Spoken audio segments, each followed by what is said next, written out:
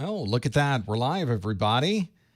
This is today's SY0-601 Security Plus study group.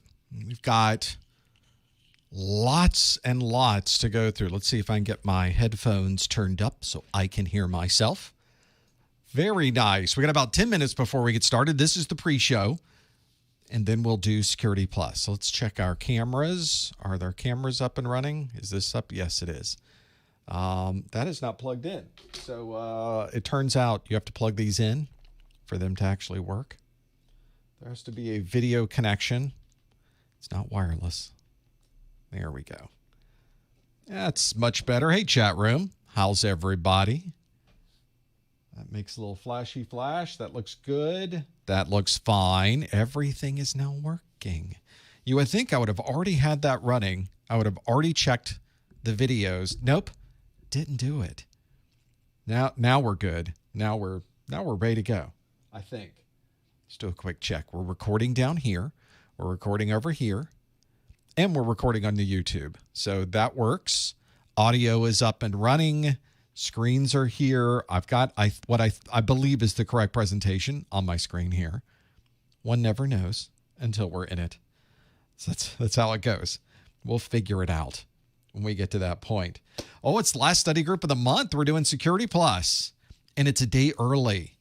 Normally we do these on Wednesday, and I have a scheduled event on Wednesday that I have to go attend, so I can't do that on Wednesday. So we're doing a day early.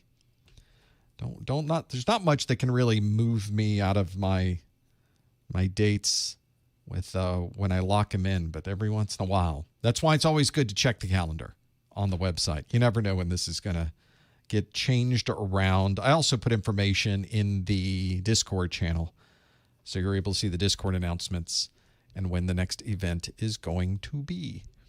All right. I think we're in pretty good shape here with those things. Oh, some folks with no power. We did have a tropical storm come through. I think it was a storm for a little bit, wasn't it? Went up to, I think there were gusts over 50 miles an hour. So there was a little bit of that going on. Not near here. Here we got some wind, got quite a bit of rain. All day yesterday was rain.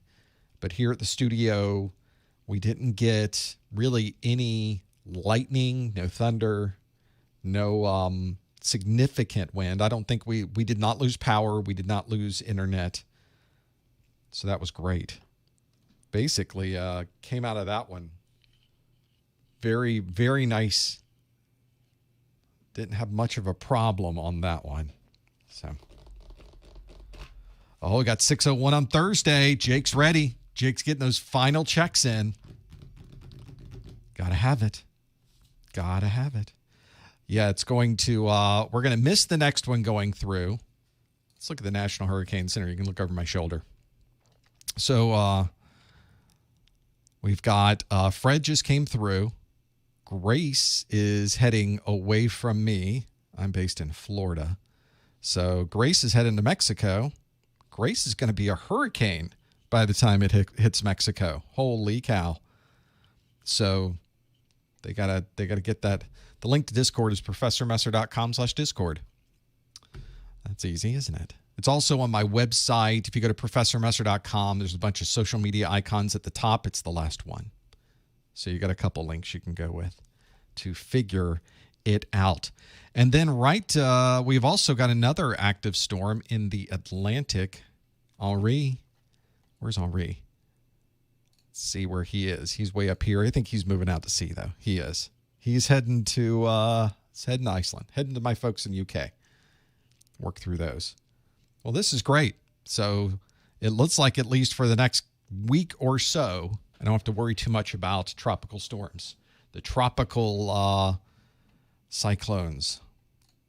So that's good. We're in good shape, which is good because I got a lot of stuff to do. DJ passed the Security 501 on July 30th. Congratulations. Boy, right there at the end, huh? Right there, next to last day. Were you giving yourself like an extra day just in case? Because that's what I would do. I would take it the day before. That way, if I just blinked out, I could immediately take it again. That's the retake policy for CompTIA says you can immediately take it again. But if you fail the second time, you have to wait. Is it a week or is it 2 weeks? I think it's 2 weeks, isn't it? Is it 14 days? There's a waiting period, and you can't take it. So, yeah, 501 was a tough exam. 601 is bigger. So it is a larger exam to study for, which makes it a little more difficult. There's many, many more topics to study from. But they have slightly simplified, I say slightly simplified the questions to be a bit more straightforward.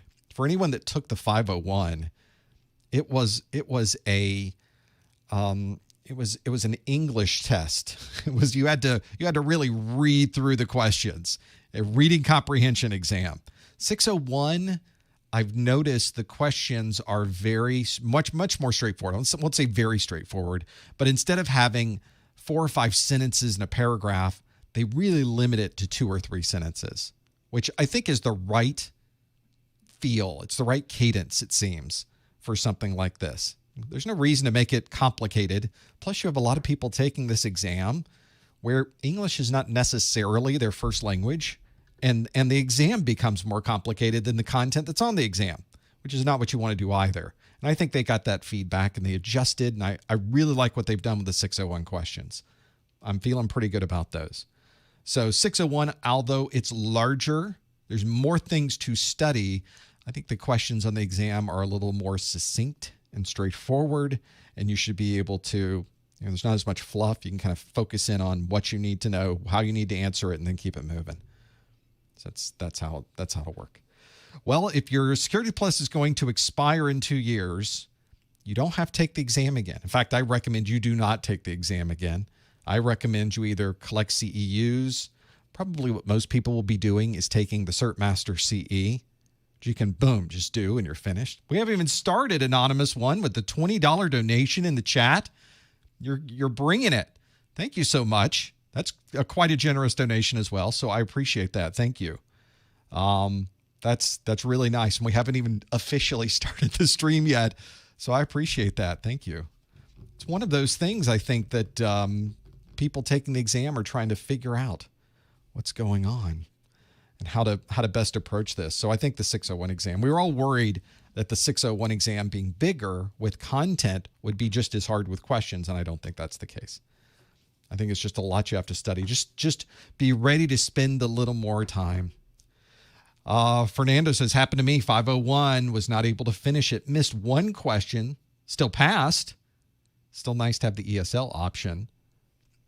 The challenge, and you can get extra time on your exam, by the way, if English is your second language. But there's an extra process you have to go through to get that extra time. And I think it's 30 minutes. I think they give you an extra 30, which is really good. Unfortunately, I'm not able to do that. I have to take the normal time frame. So that's it. You're studying for your Network Plus. You have your A Plus and Security Plus. Will renewing your Security Plus renew your A Plus and Network Plus? Yes, it will. There's a chart on the CompTIA website that lays those out. Oh, JC taking 601 Labor Day weekend. So this should be good. I think a lot of people are going to plan on this. About a minute to go, minute to get started, and then we'll shift the camera. It won't be that camera behind me the whole time. It won't be that one. It'll be the one that's in front of me. I promise. Dave, thank you so much for the $10 donation as well. We got an Anonymous One and Dave coming off the top rope before we even get the thing started today. I really do appreciate that. Dave says, I doubt I would have passed my 501 without your videos /exam notes /practice exams /tutelage. Thank you for being such a valuable resource, Professor. I'm so glad that we could be just a small part of you earning that certification. I always tell people these certifications, along with everything else, it's just these stepping stones to move up in your degree. I know it does look very dark. It is very dark in here, by the way. It's very dark in the front of me. It's really just single lights. I'll have to do a studio video here soon. Is it top of the hour yet? It's 5 seconds top of the hour. I need to get my cameras in order. Graphics are in order. I think we need to get Keynote running. Wait for the green light right there. Green light's fast today. That's good. I think we can start a study group, everybody. Let's see if I can push some buttons and get this thing going. Hello, everyone. Welcome to the August 2021 Professor Messer SY0-601 Security Plus Study Group, coming to you live from our studios. This is something we do every month where I ask you questions that come directly from the CompTIA Security Plus exam, and you're able to answer those questions. One of the challenges we have with doing these live events is there's always something weird going on. And we got through a few of those already in the pre-show, and I'm noticing that I'm getting another problem that's cropping up. We'll try to work through it today to get through all of these things. There's always something. That's what makes the live events fun, though, is to have at least some part of this be just a little bit off. We will see how well this goes today. We were talking in the pre-show about all the things that have happened during the week, so I think we'll be able to work through this one. If you are here watching live, we would love to have you online and answering the questions along with us. All you have to do is open your browser and go to this URL, professormesser.com/QA. There'll be a question waiting for you right there. There's also an app available, the Socrative student app, and that app will ask you for a room name. The room name is Professor Messer, all one word. Make sure you spell it right, PROFESSORMESSER. I will also say that there's a chat that I'm constantly watching. We're able to see what's going on in the chat room, thanks to everything that we have in front of us. In fact, in the chat room, a number of you have already done some super chats already today. Thank you so much. Rami is, just as we were getting started, came in with a $10 donation. So in the pre-show, we got $20, $10, and another $10 as a donation to the site. So thank you. It really does help literally keep these lights on and keep all of this going. And we have so many projects happening right now. It's very motivating to see those things come through. If you answer, or you are able to put in that URL, you'll see a question that you can answer. And there is the question, which asks, which of the following would be the best way to randomize multiple hashes of the same data? This is a question from last month, so you might remember this. The possible answers are SDN, FDE, key exchange, VPN, and SALT. See if you happen to know the answer. Please no answers in the chat room. Please no hints in the chat room. We will come back to this question in just a moment. Well, thanks for being here. We do one of these study groups for Security Plus once a month. We also do 2A Plus study groups and a Network Plus study group. There's always something interesting going on. If you'd like to keep track of what we're doing during the rest of the month, be sure to subscribe on YouTube. ProfessorMesser.com/YouTube will get you there. In fact, I stuck a new video out there this past week. A lot of people from the Network Plus study group last month were talking about subnetting. And as many of you have seen, I have a 7-second subnetting process that I use during an exam. A lot of people use the magic number method of subnetting. That one is primarily one that you'll see in a lot of the Cisco books. So I introduced or uploaded a magic number subnetting along with the others. I uploaded that this week. If you were subscribed to my channel, you would know that already. Go to ProfessorMesser.com/YouTube, subscribe, and click the bell. Also have a weekly Security Plus question that I put on Twitter, ProfessorMesser.com/Twitter, and on Instagram, ProfessorMesser.com/Instagram. So you're able to go through those. Well, here we are in August. No more July, and you'll notice no more references to the SY0-501. Sadly, the SY0-501 was retired at the end of July. And everything that we'll talk about, everything we have been talking about in these study groups, really going from early on, everything we've been talking about has been 601. I think back to January is when we started these study groups exclusively for the 601 exam. This SY0-601 is the only Security Plus exam that's now available. It was released in November. And it's probably, if we do the math, retires somewhere around, unofficially, May of 2024. So if you are here in August of 2021, you have plenty of time to take this exam. This is the one you should be taking. Make sure all of your study materials specifically say that they are written for the SY0-601. There is also an exam. When you take this exam, it's a single exam, 90 minutes long, a maximum of 90 questions. You might get fewer than 90, but usually it's somewhere around that number. And you have to earn a passing score of 750 on a scale from 100 to 900. The exam itself is a combination of different kinds of questions. One of them is a multiple choice-based question, and the other is performance-based questions. If you'd like to know more about what's really on the exam, then you should already have these exam objectives. They are free from CompTIA. I have a link on my website to those objectives. Simply visit professormesser.com/objectives.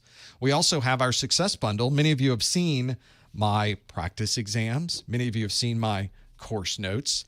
Well, I've taken my course notes and my practice exams and my videos and my exam hacks ebook, and everything I make, I stick into one big success bundle that's on my site. So if you wanted downloadable videos, downloadable audio, and all of these books, these ebooks to go along with it, you can go to professormesser.com/601SB. That's for the 601 Success Bundle. There's a lot of other things there. You can look through the course notes and the practice exams and other things as well. I will be putting some Take 10 challenge questions out there for the 601. Got to get with Lori, my marketing manager, and put some of those out on the website so that we can really duplicate the things that we had on the 501 side, but update it for the 601 exam. I've also got A+ Network Plus questions out there. You can find it at professormesser.com/take10. There are also a replay of this study group available immediately afterwards. Once I hit the stop button, it takes a few minutes for YouTube to process it, and then it's available on YouTube. I then take the audio and I make a podcast version of this. So you can go to professormesser.com/podcast and get my Security Plus, my Network Plus, and my A+ study groups in podcast form so that they can be downloaded automatically to your podcast listening program, and you can just have it wherever you happen to go. If you do show up about a day after the study group and you look at the YouTube video description, you will see that the entire video has timestamps associated with it. So for those of you that have looked at our video replays before, you may not have even realized that my marketing manager, Lori, who is watching this replay, hi, Lori, everybody say hi to Lori, she is going through and putting all the timestamps in for all of these things. So that's one of those that I think is going to be useful later on. We have years of these now available, and it's nice to be able to go back and find exactly what you were looking for, exactly the question, exactly the answer, and even the callers. We have summarized the caller information as well, so you can find what you're looking for. You'll just find those on YouTube. You can go to my channel on YouTube, professormesser.com/YouTube. For those of you that are here after the study group or would like to chat sometime during the month when we're not doing live streams, we're always got people on Discord, including myself. Go to professormesser.com/Discord. You can join our chat. I'm there. You can send me direct messages there. You can ask me questions about the website. You can put questions in the different forums that we have there, the different channels that we've got set up, and ask people questions about the exam and some of the things you're trying to learn. Find out all about that, professormesser.com/Discord. Boy, we got a lot of announcements today, don't we? Also, I will remind you, do not pay full price for your vouchers. The way this works, when you go to the CompTIA website, really the Pearson VUE website, you can pay for your exam there, but that's full price. They don't discount that. If you are a student, there is an academic store that is available that has extensive discounts available, but for the rest of us, it would be nice if there were discounts. And I've always seen the discount codes thrown around on the internet, and that really just irritates me. Why do I have to go hunt around to find a discount code? Instead, just go to professormesser.com/vouchers, and the discount's already there. You don't have to know a discount code. You don't have to keep up with what the code is this month or whatever nonsense that happens to be out there. Go to professormesser.com/vouchers. I have vouchers there for all of the CompTIA exams. And if you buy the voucher from my site, you get a free copy of my exam hacks ebook, which may be able to give you a couple of extra points on your exam.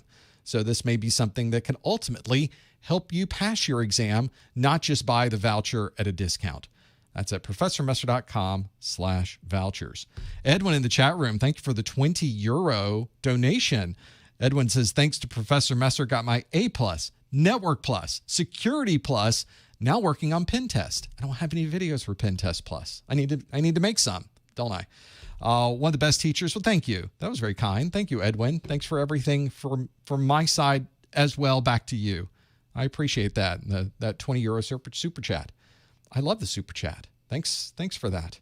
Let's talk about that question I asked earlier, which was, which of the following would be the best way to randomize multiple hashes of the same data? And is the answer SDN, FDE, key exchange, VPN, or SALT? Let's see our results for this. You can see that, let's take that off of there, 80% of you either remember what we talked about last month or you already knew this, that it was the SALT that we're talking about. Whenever we start looking at working through these problems and trying to figure out what the right answers are, it's often very good to get rid of the things you don't know about. SALT is hopefully one that is embedded into your brain because it is something that is so important when you're storing passwords. Knowing that you can have the password stored in a secure form that cannot be unsecured, it cannot be decrypted, it cannot be somehow converted back to the password. But one way that you could make it even more difficult for someone to gain access to that password is add a little bit of randomization to the hashing process so that the hash that is stored is not only your password, but your password plus a little bit of extra random information. And you as the end user don't even know it's happening. Something built into the storage process for the password. But boy, what a great way to have a system that can make it so difficult or much more difficult for someone to brute force that password. Certainly slows down the process, and it's an incredibly important part of storing passwords on a system. SALT was the right answer. If you want more information on those other answers that are there, you can always go back and look at that answer from last month. We'll break down all of those different details. Well, let's do some new questions. As many of you know, our first new question of the month is never a multiple choice-based question. It is instead a performance-based question. If you've never taken a CompTIA exam before, you may not even realize that there are a set of questions just at the beginning of the exam, usually about a handful, and those questions are available not as multiple choice, but as anything but multiple choice. You can go to ProfessorMesser.com and look at all of the videos that we have. But even then, you have to start thinking in a mode that this might be a fill-in-the-blank question. It might be a matching question. It might be a question to put things in a particular order. It might be a question to drag and drop things onto a screen. You never quite know what you're going to find. But what I do in these study groups is the first question is always one that is a performance-based question. So let's go through, well, what a mess that is on the screen. That isn't well... It doesn't look very good on my side. Maybe it looks better on your side, but here is how it can look as we are seeing it on the screen. Now, here's our performance-based question of the month, which asks, match the secure protocol to the traffic flow. Some of these traffic flows will not have a match. I have 4 different protocols here. I have an SMIME, HTTPS, SSH, and IPsec. Those are the 4 protocols. And then I have 7 traffic flow descriptions. So this is not a one-to-one. You're going to have things left over at the end. For those of you listening on the podcast, let me step through all 7 of these. The first is user credentials are stored in a centralized database. The next one is all traffic sent between 2 locations is encrypted. A company maintains a toll-free number for inbound calls. All terminal communication is encrypted. All emails sent to the CEO contain a digital signature. User workstations update their local time every 12 hours. And a user purchases office supplies from an online retailer. Those are the 7 different traffic flows that you need to match up with the protocols. Now, if you think they're already in order, all you have to put online is 1A, 2B, 3C, 4D, and you're done. Obviously, that's not the right answer. So see if you can figure out how to match these up between the protocol and the traffic flow represented by the protocol. By the way, this is an important aspect of the CompTIA exams, is you will not get what I tend to call a trivia question on the exam. So we here have SMIME, HTTPS, SSH, and IPsec. A lot of people spend a lot of time memorizing what the letters in those acronyms mean, which is important to some degree, but you will not be asked on the exam, what do the letters HTTPS stand for? You're just not going to see that. That's not what they're going to ask. They're going to ask, how do you use this? Where would you use this? How would you take advantage of this? And I think this question tends to lend itself into that form of question because you have to know what these secure protocols do. You have to understand where they fit in the big scheme of things. Now, if you think you know the answer, there's your link at the bottom, professormester.com/QA, right there on the screen. That will get you to the answer. If you're watching this live, you can put your answers in. If you're watching this on the replay, there's nothing at that link for you. It's just blank. You're just sitting there waiting until the next study group, I guess. So this would be one thing you can do to answer this is be here and live when we are doing a live stream, and you can plug it in. Otherwise, just make a note of it, and we'll get to these answers in just a bit. This is one that it's sort of a matching question. I guess on the exam, it could be a drag and drop question as well. You could do it a couple different ways. In this particular case, I just made it a matching question. Tends to work well in this setup that we have to do things online. That's where I focus, is trying to make it easy to understand where the answers are, because the question isn't, can you work through these problems and understand how to use the front end? The question is, do you know the material? So hopefully you're familiar with this material. Be able to get with those. Let's see how we did with this one. We'll step through each one of these secure protocols. And for those of you listening in again, let's go through them one more time, then we'll step through them. The 4 protocols are SMIME, HTTPS, SSH, and IPsec. And then we have 7 different descriptions. A is user credentials are stored in a centralized database. All traffic sent between 2 locations is encrypted. A company maintains a toll-free number for inbound calls. All terminal communication is encrypted. All emails sent to the CEO contain a digital signature. User workstations update their local time every 12 hours. And a user purchases office supplies from an online retailer. So let's see how we did with matching these up. Let's see how we do. And then I see Shakib put into the chat a $20 super chat. Thank you so much. There's a question in there. We'll address that question here in just a moment. Let's see how we do with this one. Let's start with SMIME. This is the Secure Mail Exchange Protocol. So when we talk about mail, if you knew what the letters were, you could almost work out the answer. Since we're dealing with mail and there's a security aspect, this matches answer E. All emails sent to the CEO contain a digital signature. That's what SMIME does. It's integrated into our mail clients usually, and allows us to have digital signatures, to encrypt email. We can do a lot with SMIME. It's nice to have that functionality just built into your email client, and that's where you would apply this particular description. Next on our list, probably everybody got this one, was HTTPS. HTTPS is a user purchases office supplies from an online retailer. Let's hope you're using HTTPS because you're probably putting in sensitive information into the online retailer's website. So it would be good if you were using HTTP Secure. The Hypertext Transfer Protocol Secure adds the encryption and makes sure that if you're buying something from the online retailer, if you're buying something from ProfessorMester.com, it's all HTTPS. It's all encrypted, everything end to end, so that you know nobody's getting into that link and getting your personal information. Next on the list, SSH.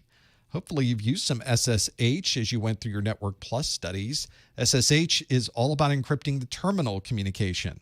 So again, encryption's involved. SMIME encrypts, HTTPS encrypts, SSH encrypts, but all in different ways with different types of data. So if you are using a terminal configuration, instead of using Telnet, which does not encrypt anything, you want to use SSH, which absolutely encrypts. That's your secure shell for SSH. Last one on the list is IPsec. IPsec is a way to most often send information between sites that is encrypted. In fact, answer B is all traffic sent between 2 locations is encrypted. That's a very common use case for IPsec. So that is absolutely the one you need to know, IPsec, for that list. Now we have 3 others that we did not use. There was A, all user credentials are stored in a centralized database. C, a company maintains a toll-free number for inbound calls, and user workstations update their local time every 12 hours. So what secure protocols, I guess this would be bonus time, some bonus points. What secure protocols would fit those particular answers that we didn't use? Let's do A first. User credentials are stored in a centralized database. There are many ways to store user credentials in a database securely. So I put down LDAP-S, but you could also put Kerberos. You could put what other protocols? I guess there are some encrypted forms of TACACS and Radius. Most of those are non-standard, but you can still do that. But I think LDAP-S is a good example of that. Secure LDAP is a very good way to secure that communication. How about a company maintains a toll-free number for inbound calls? Telephones, communicating using voice communication. For those of you not familiar with that, we are doing some type of secure real-time protocol, SRTP. Secure real-time protocol is pretty much what most people will probably be doing to be able to secure the voice communication. Non-secure would just be RTP. And lastly, a user's workstation updates their local time every 12 hours. That is NTP for the network time protocol, but it's the secure version of that, secure FTP or secure NTP or NTP-SEC. You'll see it often written as NTP-SEC. Those are all of the protocols, all the traffic flows you need to know about in this particular question, but there are more on your exam. So make sure you go to your exam objectives. Make sure you understand all the secure protocols you need to know and what those protocols do. And these types of questions are not going to be a problem at all. Let's look at that question that came in earlier on the Super Chat. One way you can always get your question priority is to Super Chat it. No question. Shakiba says, thanks for everything you do. If I have limited time to study, 2 weeks. That's not limited time to study. That's an insanely limited time to study. Which major objectives would I want to prioritize to study more efficiently? Having about 50% familiarity with the subject matter, which is good. You already have your A+, your Network Plus, and if you already know 50% of what's on the exam, you're already in pretty good shape. Although 2 weeks is a remarkably aggressive schedule to be able to do this. So hopefully that's all you're doing right now. You wake up in the morning, you study, you have breakfast, you study again, you have some lunch, you study again, you have some dinner, you study again, you go to sleep, and you repeat for the next 2 weeks. That will be your best bet because the 601 exam is just big. It's just huge. The one way that you could tell what you should study on the most is the distribution of domains that's in the exam objectives. And quite honestly, it's not a really good representation of what you should study because they're all pretty close to each other. They're not exactly the same amount of exam on each one of those, but I would focus on studying in multiple ways. So read your book, watch videos. If you can get some hands-on, that could be really useful. And then plenty of Q&A. That's where I would recommend you focus. And I can help with some of those. I've got videos, I've got course notes, I've got practice exams. On my website is Q&A and labs. There's a link to the CompTIA labs. I'll show you that later if you'd like to see it. The CompTIA labs I have just fallen in love with. They are amazing. Really have taken labs to the next level. I'll show them to you. You'll be impressed by those. Those are available on my website as well. All of those things will help. You need to learn in a lot of different ways. And with only 2 weeks, you need to just read and watch and do and get as many questions as you can, as many practice exams as you can. If you can get mine, that would be great. If you use other folks, that's fine, but get as many as you can because I think that's going to be your best test to see, do you know the answers? Have you really learned the right things and the right aspects of those things? So that's where you should go with this. Another question before we get to the next multiple choice-based question. Dinah asks, how do I prepare for the non-multiple choice-based questions? This is a really good question. These performance-based questions are a challenge, and they can be asked in so many different ways. First, don't worry so much that they're being asked in a different way. It's the same content from the exam objectives, just asked in a way that's a little different. For example, all of these different protocols that we talked about today are all directly from the exam objectives. I could have had 7 different multiple choice-based questions from this. Instead, I just put them all there. So that's one of the things that I think helps quite a bit, is knowing what to look for on this exam. And I think if you were someone who is wanting to get a little more hands-on with the performance-based, go back to January and go to the very first performance-based question of every study group, and you've already got 8 questions to go through that are all different, because I make them different every month. So there's another way. There's some free questions for you that are performance-based questions. I think it might be good to have more of those on my site. So this is something that I've got on my list to make some performance-based questions and put them on my site. I found an easy way to do it, so maybe we can get some of those out there shortly. That would be really nice.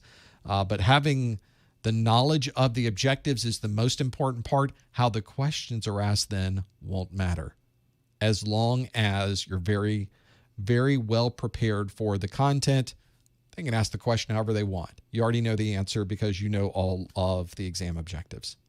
Let's now move to another multiple choice-based question. Here is our next question that asks, pencils ready, a security administrator would like to restrict application use to a predefined set of apps.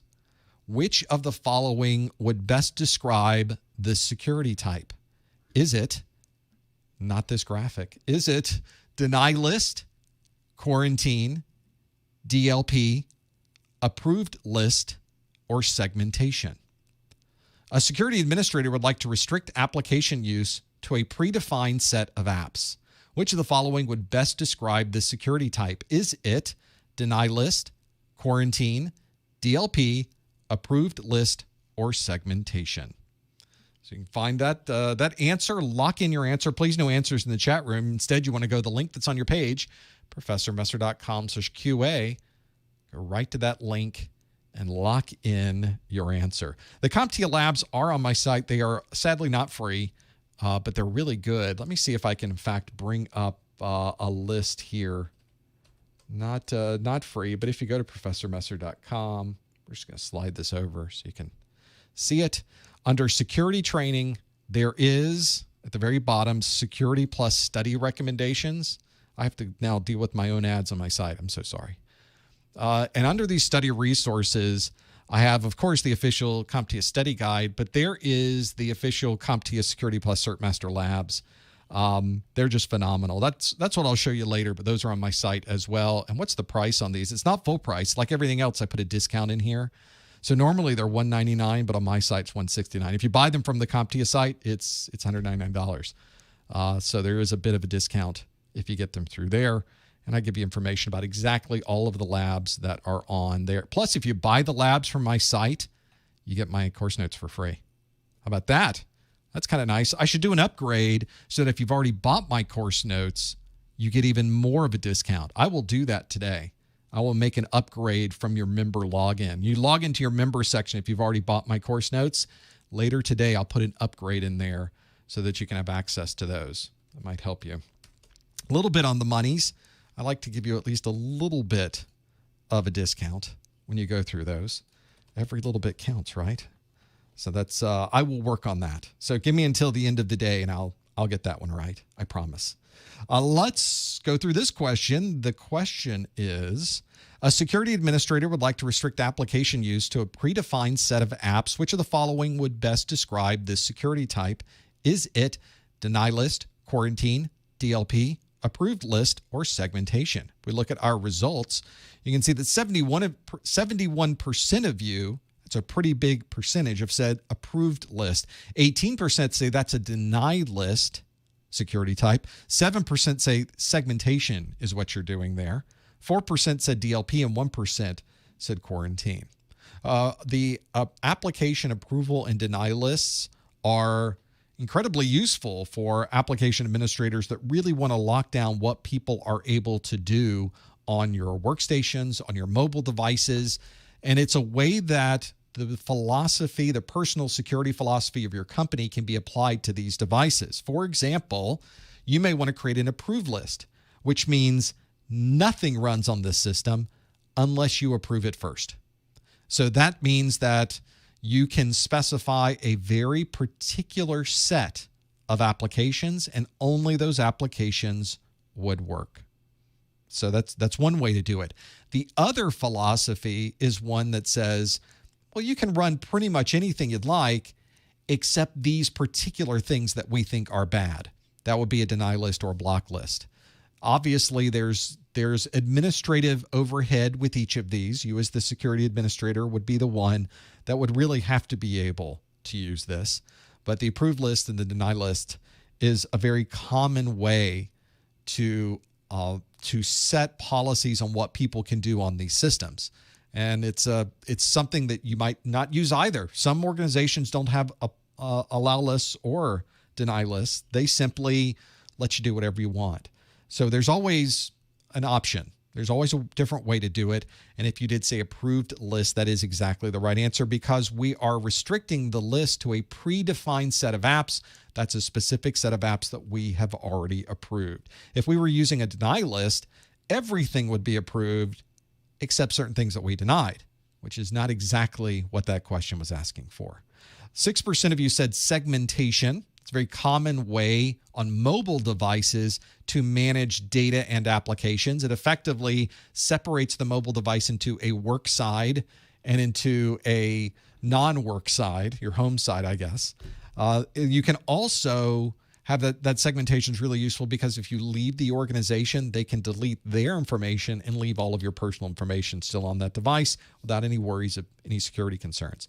17% of you, or no, 4% of you said DLP, that stands for data loss prevention in this particular context, not the LCD type display technology.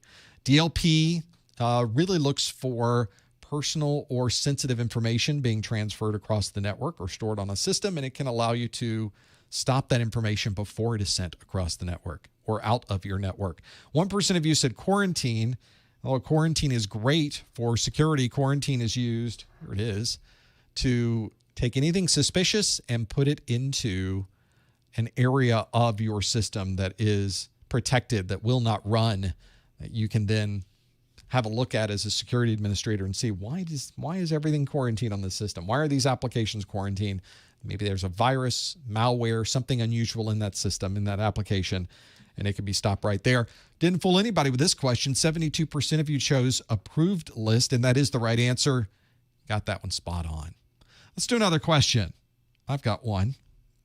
This is one that's almost a 501 question for those of you that were studying for those 501s. This question asks, a company has determined that laptops valued at $50,000 have been stolen over the last calendar year. I guess it's a number of laptops, isn't it? Which of the following would describe this value? A company has determined that laptops valued at $50,000 have been stolen over the last calendar year. Which of the following would describe this value? Is it ARO, risk appetite, SLE, ALE, or inherent risk? It's got to be one of those, right? If you think you know the answer, go to professormesser.com/QA, lock in your answer. Please no answers in the chat room. Please no hints in the chat room. Yeah, not only do I need to put an upgrade there for people that have the course notes, I need to do that for the Success Bundle too, since you get course notes with the Success Bundle. Thank you for mentioning that, or I would have missed it. So I'll put those in there too. I'll put upgrades in there because I also give you my course notes for free if you buy the official book from that same page. So I'll put an upgrade in there. I'll figure out how to do this so it works. You can only use the upgrade one time. So I'll figure out the best way to do this. There is a way for me to do it. It's not a big deal. I just need to get it straight on my side so that I don't mess it up. That's always my biggest concern with the website. Have I messed it up yet? Is it broken? It is not broken. I've been doing pretty good lately. That means something's due to go bad, isn't it? There's something around there. I'm always making changes to the site. I have people that are always helping me with things on the site. We're making changes and we're updating, and there's always different things happening. So yeah, and if you are a student, again, go to the academic store. Buy all your labs and books and everything at the academic store. Don't come to my site for the academic. But many people, obviously, if you're not a student, you have to find a discount wherever you can get it. And hopefully my website will be that discount for you. And it does, graduate students can get that discount as well. Both high school and college in the United States and Canada, I believe. But the details are on the academic store. If you go to professormesser.com/vouchers, I have a link right at the top that takes you to the academic store. Isn't it academic.comptia.org? Something like that. I'm not sure exactly. Why am I saying it and not knowing it? I don't know, but that's what I'm doing. Just go to Google, type in CompTIA Academic Store. See, Google fixes everything. I'm sure you'll find it there. But that is probably the best way to find the academic store. CompTIA Academic Store is what you're looking for. Let's see how you did with this question. Very quickly, the vouchers on my site are a single attempt at the exam. That's it. There are vouchers available on the CompTIA site that come with a retake. They're more expensive, but they do have that option available on the CompTIA site. On my site, CompTIA doesn't allow me to provide that service. They're the only ones who get to provide that. So that's one on my site. If you get a voucher, that's a one-time thing. There are no replays that come with that. One test, one voucher, one test. It's a one-to-one.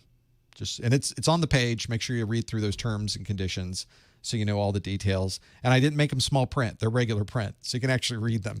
Let's see how you did with this one. A company has determined that laptops valued at $50,000 have been stolen over the last calendar year. Which of the following would describe this value? Would it be ARO, risk appetite, SLE, ALE, or inherent risk? And how did we do with this one? We can see that 54% of us say it's ALE. 20% say it's ARO, 11% say SLE, and 11% say inherent risk, a tie for third. And way down in fourth place, risk appetite with only 4% of the votes. Sadly, risk appetite, one of these new terms on the 601, doesn't look like anyone really cared that happened. So one of the things in this question, there's a couple of things we know about. First is that over the last calendar year, a bunch of laptops got stolen. Companies have to deal with this. It's just sort of the nature of doing business. So people take the laptops, they go out into the world, laptops get destroyed, laptops get stolen. So last year, $50,000 worth of laptops got stolen over the last calendar year, which means that there's a certain expectation that we have that this year we're probably going to get $50,000 of laptops stolen again this year, all things remaining the same. And if that's the case, then we need to understand how to calculate the risk associated with that. First, we need to understand the likelihood that this is going to happen. Well, it happened last year, so the likelihood that some laptops are going to get stolen this year, pretty high. We can pretty much expect we're going to get some laptops stolen. That's called our annualized rate of occurrence. How many laptops got stolen last year? We don't know. It was a lot, 50,000. Let's say that at 500 apiece, we got a bunch of laptops stolen. We got 50 laptops stolen, 500 laptops stolen, 5,000 laptops stolen, whatever it happens to be. 100,000 laptops got stolen. We got a lot of laptops in our organization. If we think that there's a problem that's going to occur, that is our rate of occurrence over the year. Right now, we're in hurricane season here in Florida. So what is the expectation that I'm going to get a hurricane every year? You have to calculate those things so you can complete the risk. But in this case, we don't even understand how many of these got stolen. We just have a single number for the year that said it was $50,000 worth, which means that we have to understand what the total amount that we lost over that year. If we're just looking for a single laptop cost, we lost one of them, it would be a single loss expectancy, or SLE. But in our question, we're looking at all of the laptops and how much we spent for all of them, which means it would be an annualized loss expectancy. How much did it cost for all of these laptops to be stolen for an entire calendar year? That is your ARO, the annualized rate of occurrence, multiplied by your single loss expectancy, and that gives us an ALE, an annualized loss expectancy, which means that in this particular case, ALE is our right answer. 54% of you chose ALE, answer D. That is your correct answer. Everybody in the chat room's like, what was the answer? What was the answer? I didn't tell you. So that's the answer. It's always a secret until we finally get to the end, isn't it? ALE is the correct answer. We already went through what ARO and SLE are, so we know what the single loss expectancy and the annualized rate of occurrence happen to be. The inherent risk is a risk that is just there naturally. That's the risk you take. If somebody leaves the office with a laptop, the inherent risk is that something could happen to that laptop. And so we have to be able to know how to protect that device. Before it leaves, should we have full disk encryption? Should we make this laptop, should we put some type of tracking system on the laptop? Should we have a sticker we put on the laptop that designates where this came from? All kinds of different pieces of this. So you can find that. And risk appetite is how much the company is willing to put up with the risk. How much until we're just not happy with the risk. That is our risk appetite. So you'll be able to find those. Here is those definitions again. You'll find them right here at the bottom of the screen on every single one of these explanations. Is the video. It's in my SY0-601 course, video 5.4, section 5.4. The video name is risk analysis. That's where this comes from. You can always go back and find this on all of those videos. You can find it quickly in all those videos. Kind of helps to have that available. It's 2021 video. We did all those this year. Most of them this year. Did some last year as well. Security Plus was big. It took a long time. So it's very good. If you're seeing blurriness on your screen that's coming directly from YouTube, you can click the cog wheel at the bottom and change the resolution to be whatever you would like it to be. I'm sending 1080p. So if you're on a system that can support viewing that and you have the bandwidth, you could move it all the way up to 1080p and you'll get something very nice looking on your screen. So now let's do another question, shall we? We've got some time. I'm talking too much. We need to get more questions in. Here, we'll get this one here. And our next question. Oh, before I go to the question, some of you were asking about these practice exams. I mentioned these earlier. Let me very quickly tell you about these practice exams because it's probably the number one thing people ask me about is how do I know if I'm ready to take the exam? And the question came in earlier from somebody that had 2 weeks to take their exam. What do you do? How do you plan? How do you study for this? I always tell people, take some practice exams before you go in that room. Know what you're going to be faced with. I put together a set of practice exams, and I really tried to emulate the style and the format of the actual exam. These are obviously not actual exam questions. All of these questions have been written by me personally. I have gone through every single question and written every part of every single question. So I know these are as good as they can be, as close as they can be to the actual exam style.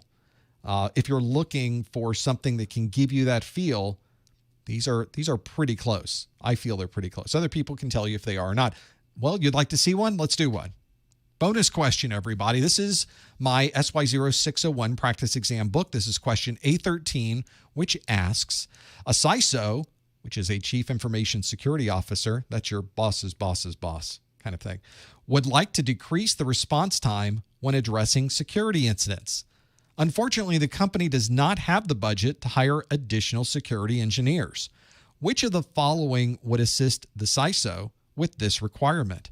Would it be ISO 27701? Would it be PKI? Would it be IaaS? Or would it be SOAR? Now, you can go through this. This is a PDF that I provide to you. So if you wanted to mark your answer and your PDF reader allows you to annotate, you can annotate right on the screen. You can draw on the screen. You can do other things there as well. There's also links, because this is the PDF version of this. There is a physical version of this. This is the physical book. So obviously you can't click in the physical book, but I give you some other things you can do. I'll tell you what page number that is. But you can click on the details, and it will take you down to the page that has the answer. There's the question again. And I say the answer is D, SOAR is the answer. So if you start looking at the answers that you have there, D, SOAR is the answer. SOAR is security orchestration, automation, and response. SOAR is designed to make security teams more effective by automating processes and integrating third-party security tools. And if you have a limited budget and you have no way to hire other people, SOAR is a great way to do this. Now, my problem when I take these tests is I always get the answer wrong, and these tests never tell me what was wrong with the answer. So I learn nothing by getting the question wrong. Not so with my practice exams book. I take every single wrong answer and I tell you why it's the wrong answer. So now you not only know why the right answer was right, but you know why the wrong answer was wrong. And I do this for every single question in the book. I think you might even learn from the wrong answers, even if you get the question right. I think, in fact, if you're studying for exam, I highly recommend you read through the wrong answers, even if you get the question right, because there may be information in there that's really going to help you on your exam. That's my hint to you. And down at the bottom, you can even get out your phone and try this yourself. There's a QR code. So if you have the book version of this, you can just point your camera at the book. If you have your camera with you right now, just point it at the screen. You don't have to take a picture. And it will give you a link to the video that describes the topics included in this question. It's also an active link that's here. So if you click on it, it'll bring up my website with the security configurations video. And then you can watch that video and learn more about SOAR. You can read through the transcript because every single video on my website has a transcript that was written by a person. It's the same transcript. There are closed captions on every single video. So that if English is not your first language, you can see the actual information go up. Costs a lot of money to do that, but I think it's well worth it to have that there. And when you're done with this, I click the back button in my PDF reader and I can go to the next question on my list. Those are my practice exams. Hopefully that's something that might help you. If you're trying to find some good practice exams, it's so hard to get good practice exams. That's the way to do it. If you have the older 501, there should be upgrades in your member area to upgrade to the 601 for a 50% discount. It's a little bit more if it's the physical book. If you're trying to upgrade the physical book, just open up a ticket and I can give you a discount code. Because if you've already got the 501 and you just need the 601, you shouldn't have to buy everything all over again. I try to give you about a 50% discount to upgrade because sometimes you just get caught. Sometimes time is the issue, and I don't want to penalize you for that time. Let's do another question. Here's this. You probably already saw this question flash by, so let's do another one. Very quickly, though, I didn't even mention, what good am I? ProfessorMesser.com/securitype. You can find out all about those practice exams on the Professor Messer website, or follow the links on the Security Plus menu on the website for the practice exams. In the chat room, Flex BTR with the $2 super chat. Thanks, Flex. I appreciate that. Thank you so much for everything you do. I appreciate that. We also have more questions here. Here's our next question up for bid. This question asks, which of the following would be categorized as OSINT? For those of you listening on the podcast, that's OSINT. Sounds like an abbreviation to me. It's all in caps, so it must be. Which of the following would be categorized as OSINT? Would it be an annual financial report? Would it be a file of password hashes? Would it be ISO 27701? Would it be a DNS sinkhole address? Or would it be an SSH login without a password? Which of the following would be categorized as OSINT? Would it be an annual financial report, a file of password hashes, ISO 27701, DNS sinkhole address, and an SSH login without password? It's got to be one of those, right? If you think you know the answer, please no answers in the chat room. Please no hints in the chat room. You want to go to the link that's on your page, ProfessorMesser.com/QA, and lock in your answer. See what it happens to be. This would be a good one. Whenever I start going through all of the questions that I want to give you during the study group, because I write all of these new every single month. We just don't do the same questions every month. I try to find things that sometimes are new, and this is certainly a new thing. Because people in the chat room were saying, what are you talking about? What the heck is an OSINT? That's the real challenge. So you have to be able to do that. No, there's no way to disable the chat. You just don't look at it. When I ask a question, don't look at it for 2 minutes and then go back to it. I think you'll be okay to be able to figure those out. Maybe that will help you as well if you're working through all of those. And again, no hints in the chat room. No tips, no answers. You know, at some point we just start nuking. And I don't want you to leave the chat. I still want you to be in there, to be able to have that there. The questions are at the top. Which of the following would be categorized as OSINT? It's right there on the screen. It's right there. It's on there. It's on the screen. It's on the video. You'll find it. This is one I think, and that's a good idea. Put it in theater mode. The chat goes down below. It's kind of hard sometimes on some screens to be able to do that. And OSINT is not in the 501. This is definitely a 601 type of question. So that would be one that can help you out. Let's see how you did. A lot of you have already plugged in your answer on this one. Let's see how you did. Which of the following would be categorized as OSINT? An annual financial report, a file of password hashes, ISO 27701, DNS sinkhole address, or SSH login without a password? The results show we don't know. 43% of us say it's an annual financial report. 26% of us, well over a quarter, say it's ISO 27701, because that sounds great. 15% say it's a file of password hashes. And then a two-way tie for fourth place. 8% said DNS sinkhole address, and 8% said SSH login without a password. Now, if you were watching the people that used to be in the chat room put information into the chat room, then you probably already know that OSINT is open source intelligence. That's what that stands for. This is information that you can gather that's available from relatively open sources, from a publicly available source, from a website, from a third-party location, from a third-party database, something that you can find and be able to gather more intel about the thing that you are trying to get information on. If you've ever had to, wonder what happened to that guy who was in high school. I wonder what he's doing now. Well, you can go use some open source intelligence. Oh, he's on Facebook. I found him on Facebook. Oh, look, here's a picture of him and his family. Here's where he's living. Here's those types of things. So you can find that. That's open source intelligence.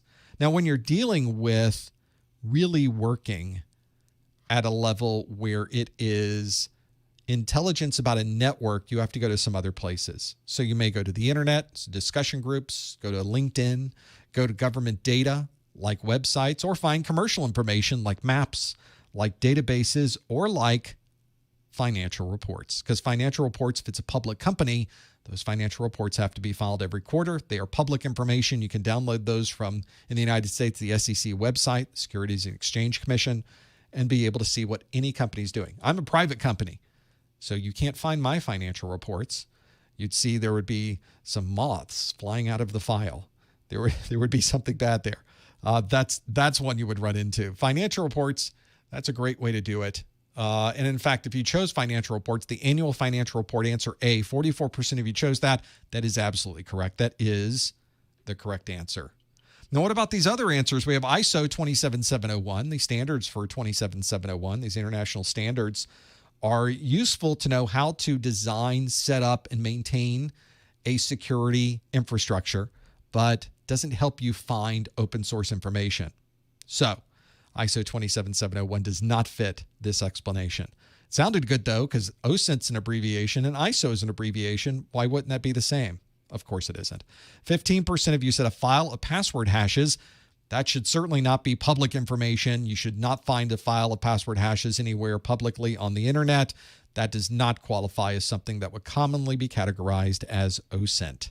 You got 8% that said a DNS sinkhole address. Sinkhole addresses are great if you ever want to redirect some known information from going to a malicious site. You can redirect it into a sinkhole, so effectively goes nowhere. That sinkhole address is something you would probably configure in a firewall or intrusion prevention device, and it does not qualify as open source intelligence. And then SSH login without a password is just a bad idea. That's just something you should not be ever doing. Should not be an issue. You should never be able to log in without a password or some other type of validation, authentication. So that would certainly not be categorized as open source intelligence either. The answer here, the only one that really makes sense, is A, an annual financial report. That is what qualifies as OSINT. We have time for, I know it's top of the hour. I've just been talking a lot today. So let's do another question. Can fit this one in. I think this one does fit definitely into the realm of 601 questions.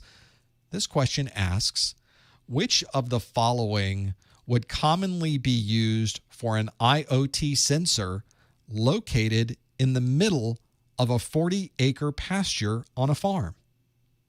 Okay, Which of the following would commonly be used for an IoT sensor located in the middle of a 40-acre pasture on a farm? Would it be Zigbee, narrowband, 1000 base T, 802.1x, or Bluetooth?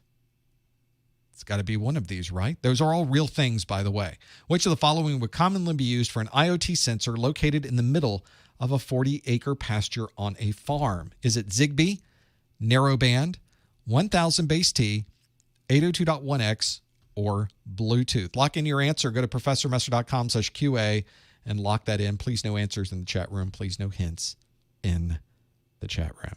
Yes, it's very difficult to skip 15 seconds on this particular event if you're here watching live. If you figure out a way to do that, please let me know, because I could use that. So much better to be able to skip 15 seconds into the future. Wasn't that a movie? Didn't we see that? Was that in the past? That was a rewind button, right? That was one of those fine movies. It was a comedy, wasn't it? That was when I could use one of those remote controls. Wasn't that what it was called? Like a remote control or something? No, that was the MTV show. What? They did shows on MTV? They did game shows on MTV? They did. Good times, everybody. Dragon 1. When you Dragon 1. $10 super chat. I don't care what your name is. I love it. And the dragon puts into the chat, just want to say thank you for all you do. Your videos are amazing. No, yours are. If you had your own labs for the performance questions, I would definitely buy it. I don't think it was Click. Thank you. See, Adam Sandler. Click. It wasn't Rewind. It was Click.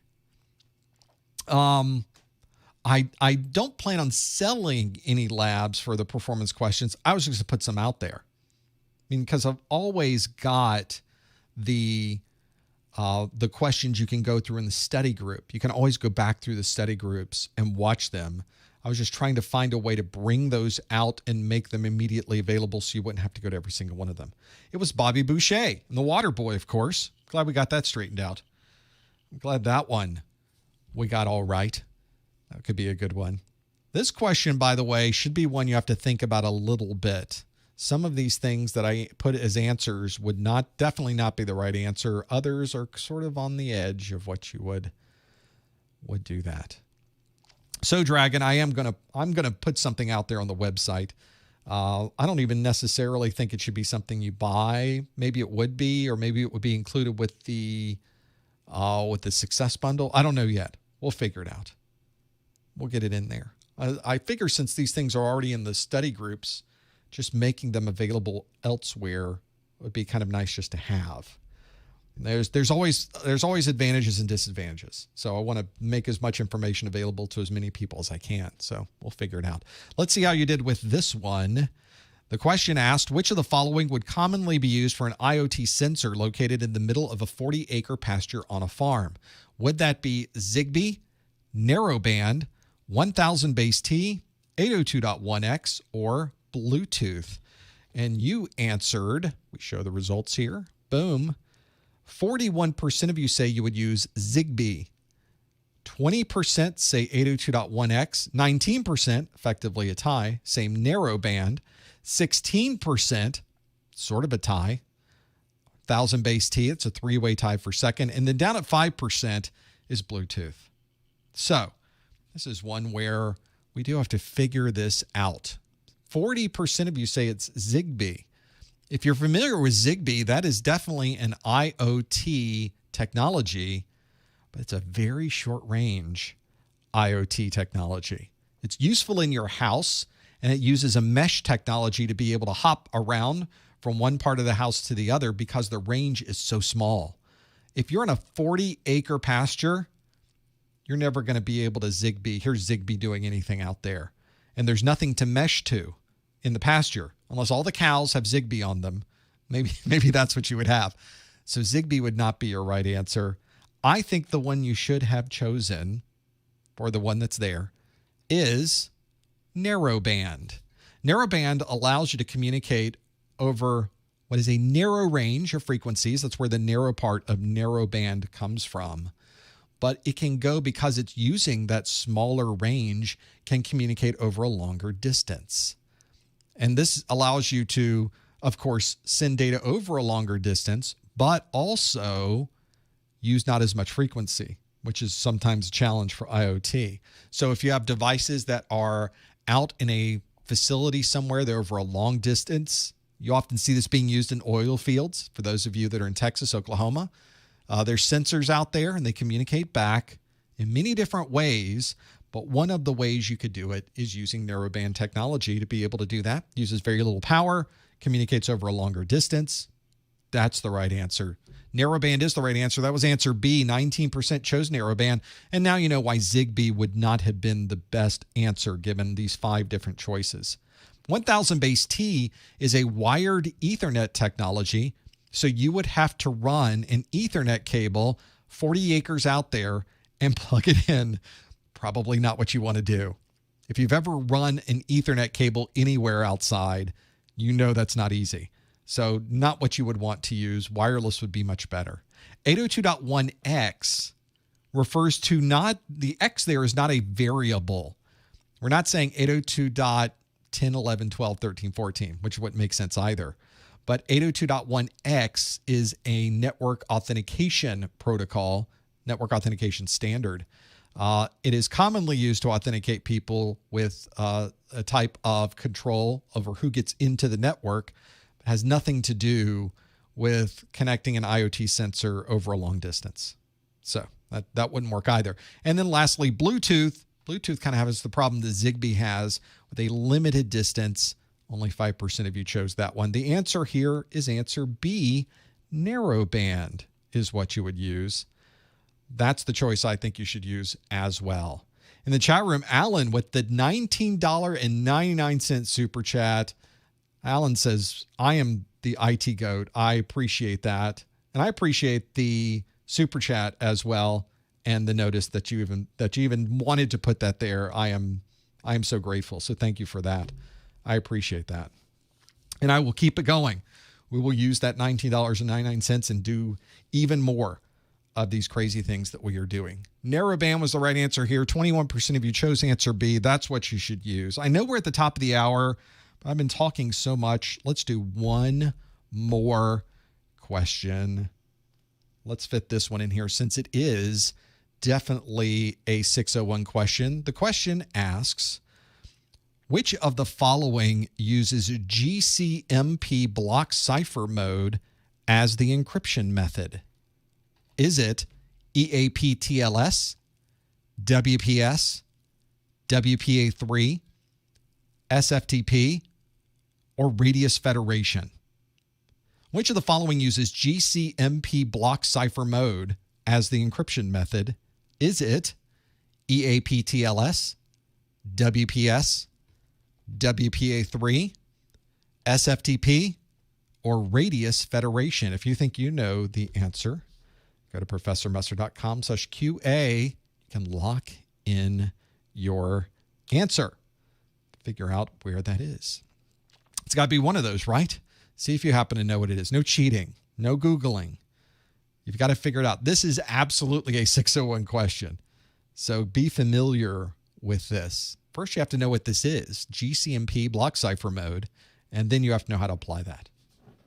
Always a challenge to step through these, figure out the details of them. I think this is a good one to get familiar with. So if you don't know, take a guess. You'll be able to figure it out. Should be one of those possible answers to figure out. So we will figure this one out as we go. A number of you have got your answers, and it's going very slowly, I notice. See, no Googling, Rami. Come on.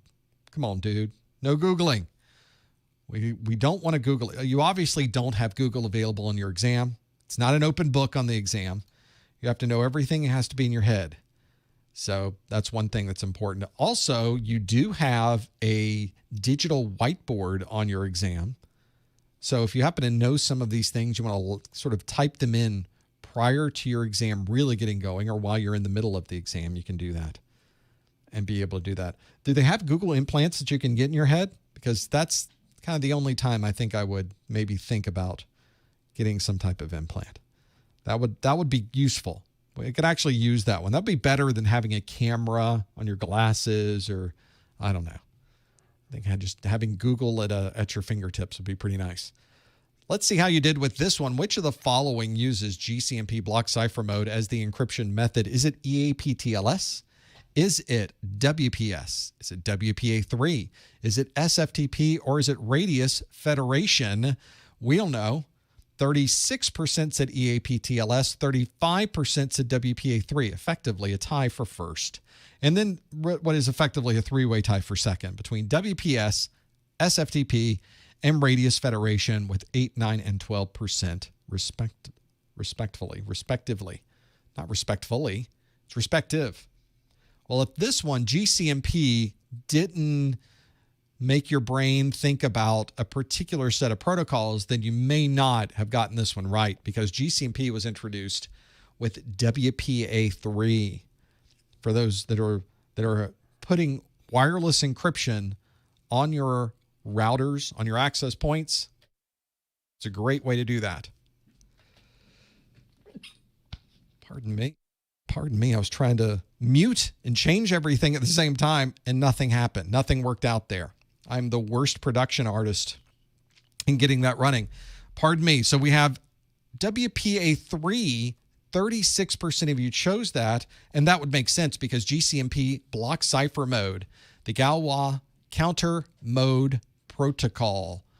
A little bit stronger than WPA2, a little bit better than WPA2. And we want a little bit better. Actually, in some cases, WPA3 is much better than WPA2. We'll talk more about that in the videos. But you've got data confidentiality. You're encrypting, AES. You've got a message integrity check. And you've got a message authentication code. Very, very secure. Very useful to have that. So GCMP is where you should be focusing in WPA3. It's the only one of these things that really is WPA3. It's not EAPTLS. We don't use GCMP in EAPTLS. We don't use it in WPS. We don't use it in SFTP. We don't use it in Radius Federation. The best thing that makes sense here is, the only thing that makes sense here is answer C, WPA3. 36% of you got that one absolutely right. Well done. That was a tough one. It's one of those questions where you're just not quite sure if it's going to be one of those or the other. Plus, it's a lot of abbreviations when you start going through it. Now, if you really want to see all the abbreviations that you need to know, they are in the exam objectives. Make sure you have these objectives. Make sure you download them. Make sure you've got everything in there. I suspect that XM Cisco in the chat room, who has checked in with a $5 super chat, thank you, who says, just wanted to say thanks, Professor. Bought the voucher from my store. Thank you. Appreciate that support. To take the 501 on the second to last day. Thought I bombed, but I passed. That's always great. Those are the good stories I like to hear, where you got in right there at the end. And I would bet that XM Cisco and other people that were working on that exam and people that you were working with are using these objectives. Make sure you get your hands on them as well. What are they? The chat room, they said 4 straight pages of acronyms in the objectives. Yes, there are. XM Cisco, congratulations on your 501. And you're not a 501, it's the Security Plus certification. It's just as much a Security Plus certification as somebody who takes the 601 exam. It's exactly the same cert. So congratulations on that. That's a tough one, and you did it. Well done. GCMP is in the exam objectives, so if it's in this list, you need to know it. So make sure you become very familiar with every single bullet. This is exactly what you need to determine if you're ready to take your certification exam. Just use this as a checklist. And if you can check everything off, then you've gone through every possible question that you could be asked on this exam. They don't tend to deviate from this list very much at all, if ever. So this is pretty important, is having those objectives. Now, knowing acronyms is not as important. Knowing that GCMP stands for Galway Counter Protect Mode, those types of things. HTTPS stands for Hypertext Transfer Secure. You don't have to know that. As I mentioned, you're not going to get a question like that. You're not going to get a trivia question on your exam. But knowing that they could ask about what that technology is and how you would use it is important. So if you're able to go through every single one of the acronyms and know what the acronym is and when you should use it, that's how valuable that is. That would be a good That would be a good flashcard to use, but not just the name and the acronym. That doesn't help you. That's not going to help you for your exam. That's my little tip to be able to have that. We have other things that you should be aware of. Of course, we do one of these study groups every month. Our next Security Plus study group on Wednesday, September the 29th. Gosh, a month from now, over a month from now. And you notice in September, we sort of pushed everything down. So we have on the 14th and 16th are the A Plus. Network Plus is on the 22nd. Security Plus is on the 29th. We pushed everything by about a week because I got craziness going on the first week of the month. I guess that's what happened. There's always something happening in my world. So that's one that you should know as well. Be ready. And if you're ever wondering, these dates change all the time. If you're wondering when is that next live event, just go out to my website, professormesser.com/calendar. It's where you should go with all of those. That's where you should go. If you are somebody who is studying for this exam, then you're probably familiar with my course notes. I take everything that's in my videos and I put them into a single set of either physical course notes like this book or digital course notes. I have a copy of these digital course notes right here. So you can have all of the text, all of the graphics, all of the charts, all of the important pieces from my videos are in these course notes. They are extensive. This is the largest set of course notes I've ever created because this is the biggest exam that we've ever had to deal with. 120 pages of notes that cover everything: network design, risk management, cloud computing, secure protocols, all those encryption types, mobile security, all those tools you would work with. They are in the course notes. It's a great, useful piece to have once you've gone through the videos, once you've read the book. You need something that can really summarize everything for you. You can find that at professormesser.com/601CN. Or we're here at the after show is coming up next, so don't go anywhere. We got plenty of things to go through. So make sure you stop in or stop what you're doing and focus on the after show questions. I'm sure a number of you have questions for me to be able to do that. This would be useful to have. Don't forget also about our Twitter, our Instagram, and our YouTube site. Just type in professormesser.com/ the name of the site and where it is. We've also got plenty of vouchers on our website that you could get at a discount. Do not pay full price for your vouchers. Go to professormesser.com/vouchers, and you can easily find those for a discount. And don't forget about my course notes and my practice exams, professormesser.com/securitycn. Well, enough of that. Let's stick around for the after show. I'm going to open up the phone lines. I'll take questions from the chat room. We've got plenty to go through. Thank you for being here. We'll see you next time on the Security Plus Study Group. I didn't tell you the super secret code of the month, did I? So let's do a super secret code of the month. Let me see if I can. If you're watching this for continuing education unit credit, then you can go to the top or the bottom of the Professor Messer website, click the Contact Us link. In that Contact Us link, put the super secret code word of the month, GCMP. You can also put anything else you'd like in there. Put your name, your email address. In the subject line, you could put, this is the August 2021 Security Plus Study Group, and you can do that. Just send that to me with the word GCMP in there, and I will send you back an email that certifies you must have watched this for that. GCMP is super secret code word of the month. Now, I've got to do one quick thing. It's going to take me about 2 minutes. This is very unusual that we have to kind of break in the middle of the live stream and the study group. But if you've got a phone call you have to make, now's the time to do it. But I have to step out for like 2 minutes and come back. So if you will bear with me just a moment, we will start the study group after show. I will open up phone lines and take questions from the chat room in just a moment.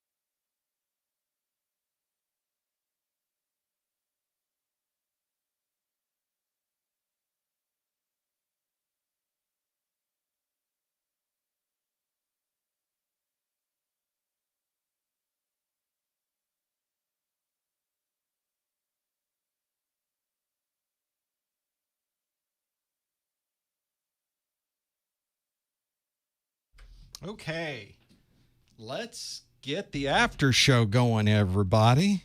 I need to get my Skype up and running, and I'm going to give you the instructions on how you can find what you need. I know it's so quiet, isn't it? I need some type of music or something, but YouTube doesn't like it when I put music on, so we will not be doing that.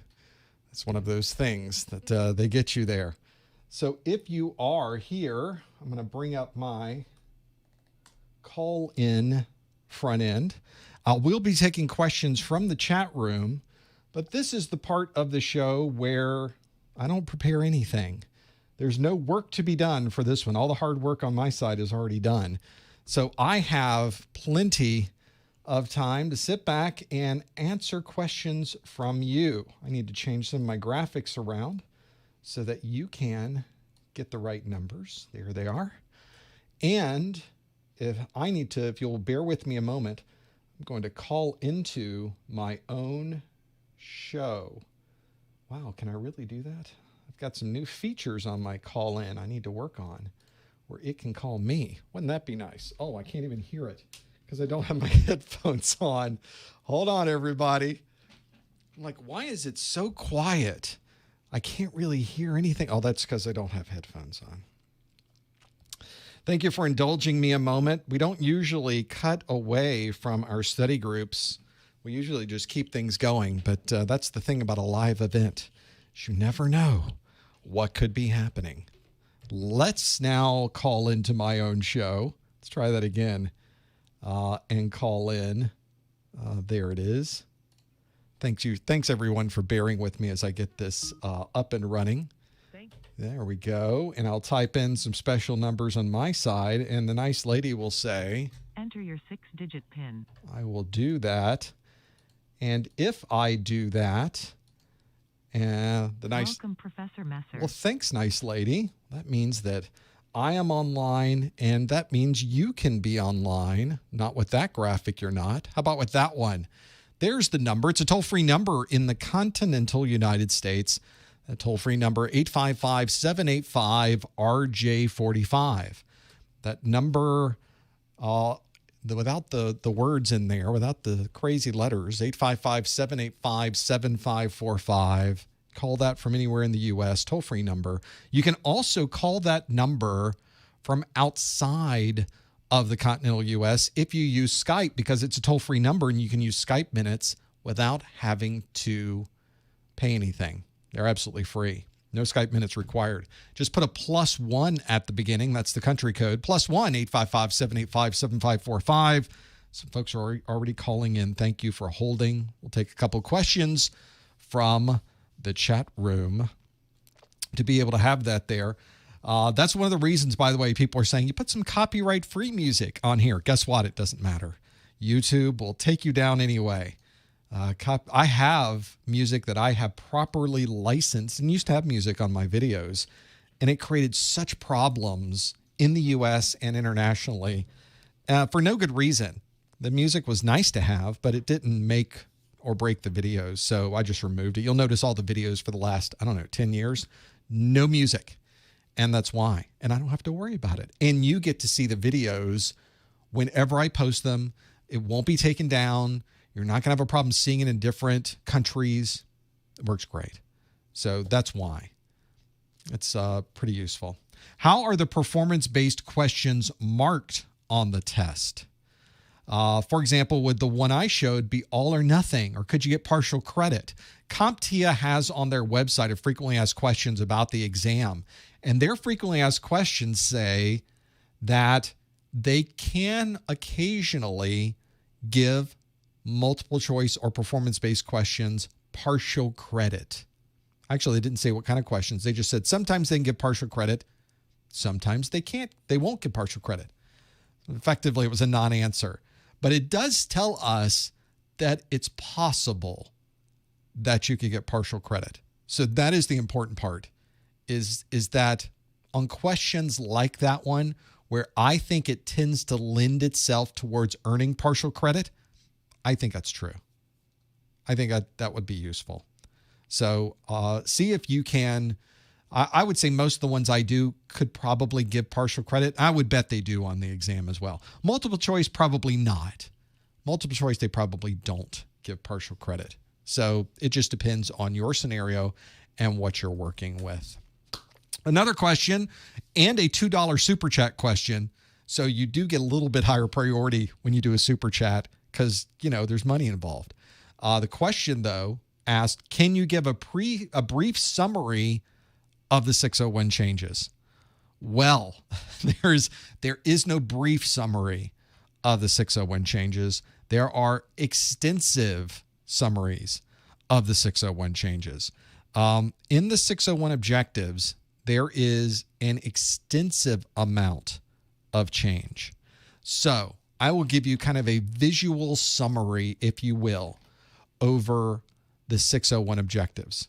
And this is how I do it on my side. Let me see if I can put this up here. Maybe I can't. Maybe I won't. Maybe I'll try. One moment, please. Can I get this going? Okay. So I have a spreadsheet that summarizes all of the 501 objectives and all of the 601 objectives. And I have gone through every single one of them to see which ones match and which ones are new. It's a lot. I do this on every single exam that I go through. So just to give you a feel for this. So these are the 601 objectives here under the 601 column. And the 501 objectives are on the far left.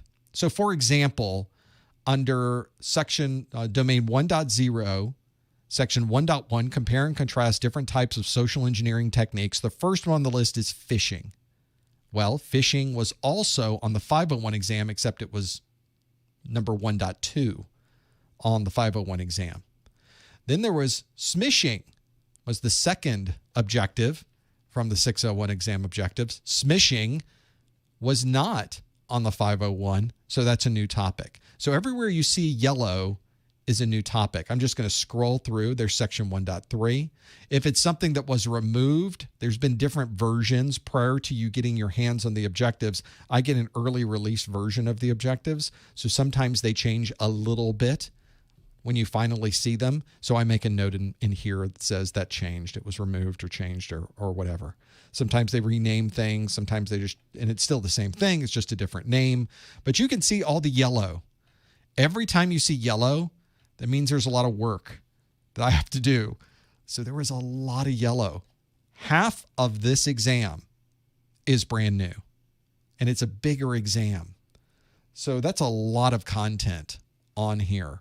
So I wish I could tell you a summary of what's new. And there's sort of a summary like that available. I did a big write-up on Reddit. If you go back through my Reddit history, you probably can find it back in the September, October, November timeframe, where I really did try to go through each one of those domains and give you a feel for that. But it's just so extensive.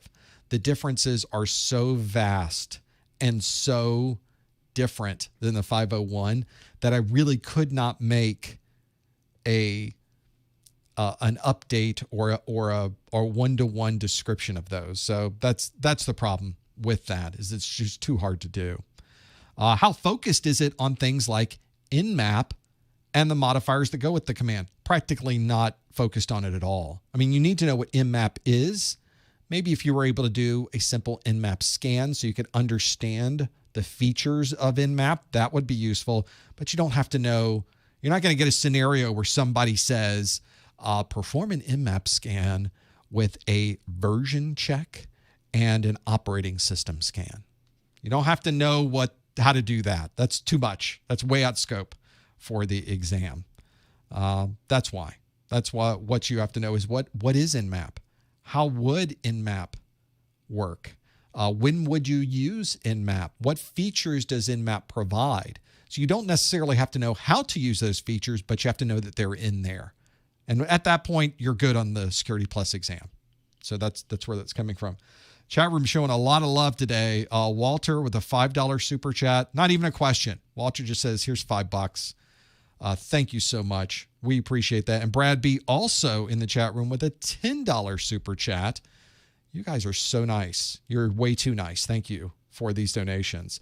I don't have a spot on my site for donations. Other people have said, we're fine. Donate. We'd love to donate. So that's why I put the super chat there. In fact, I have now in my videos, you'll notice there's super thanks. That's something new. It's not been rolled out to everybody yet. Thanks to you clicking like on my videos, subscribing to my channel. YouTube has provided me with that new capability called super thanks, where you can effectively do a super chat except on a video that I've already posted.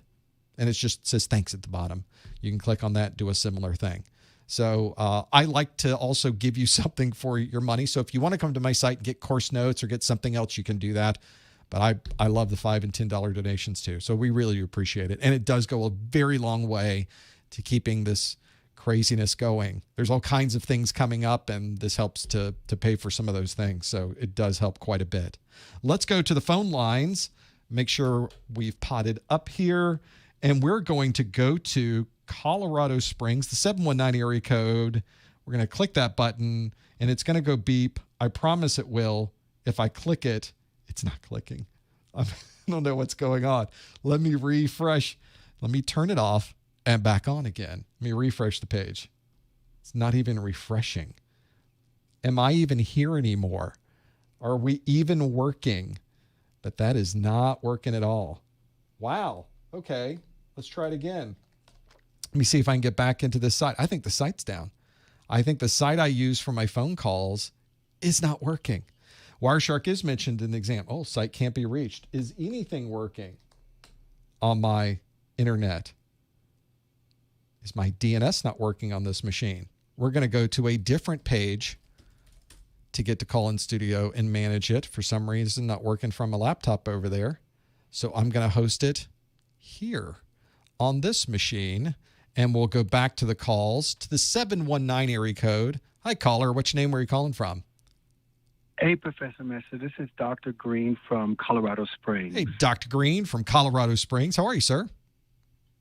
Good, thank you. What can we do for you?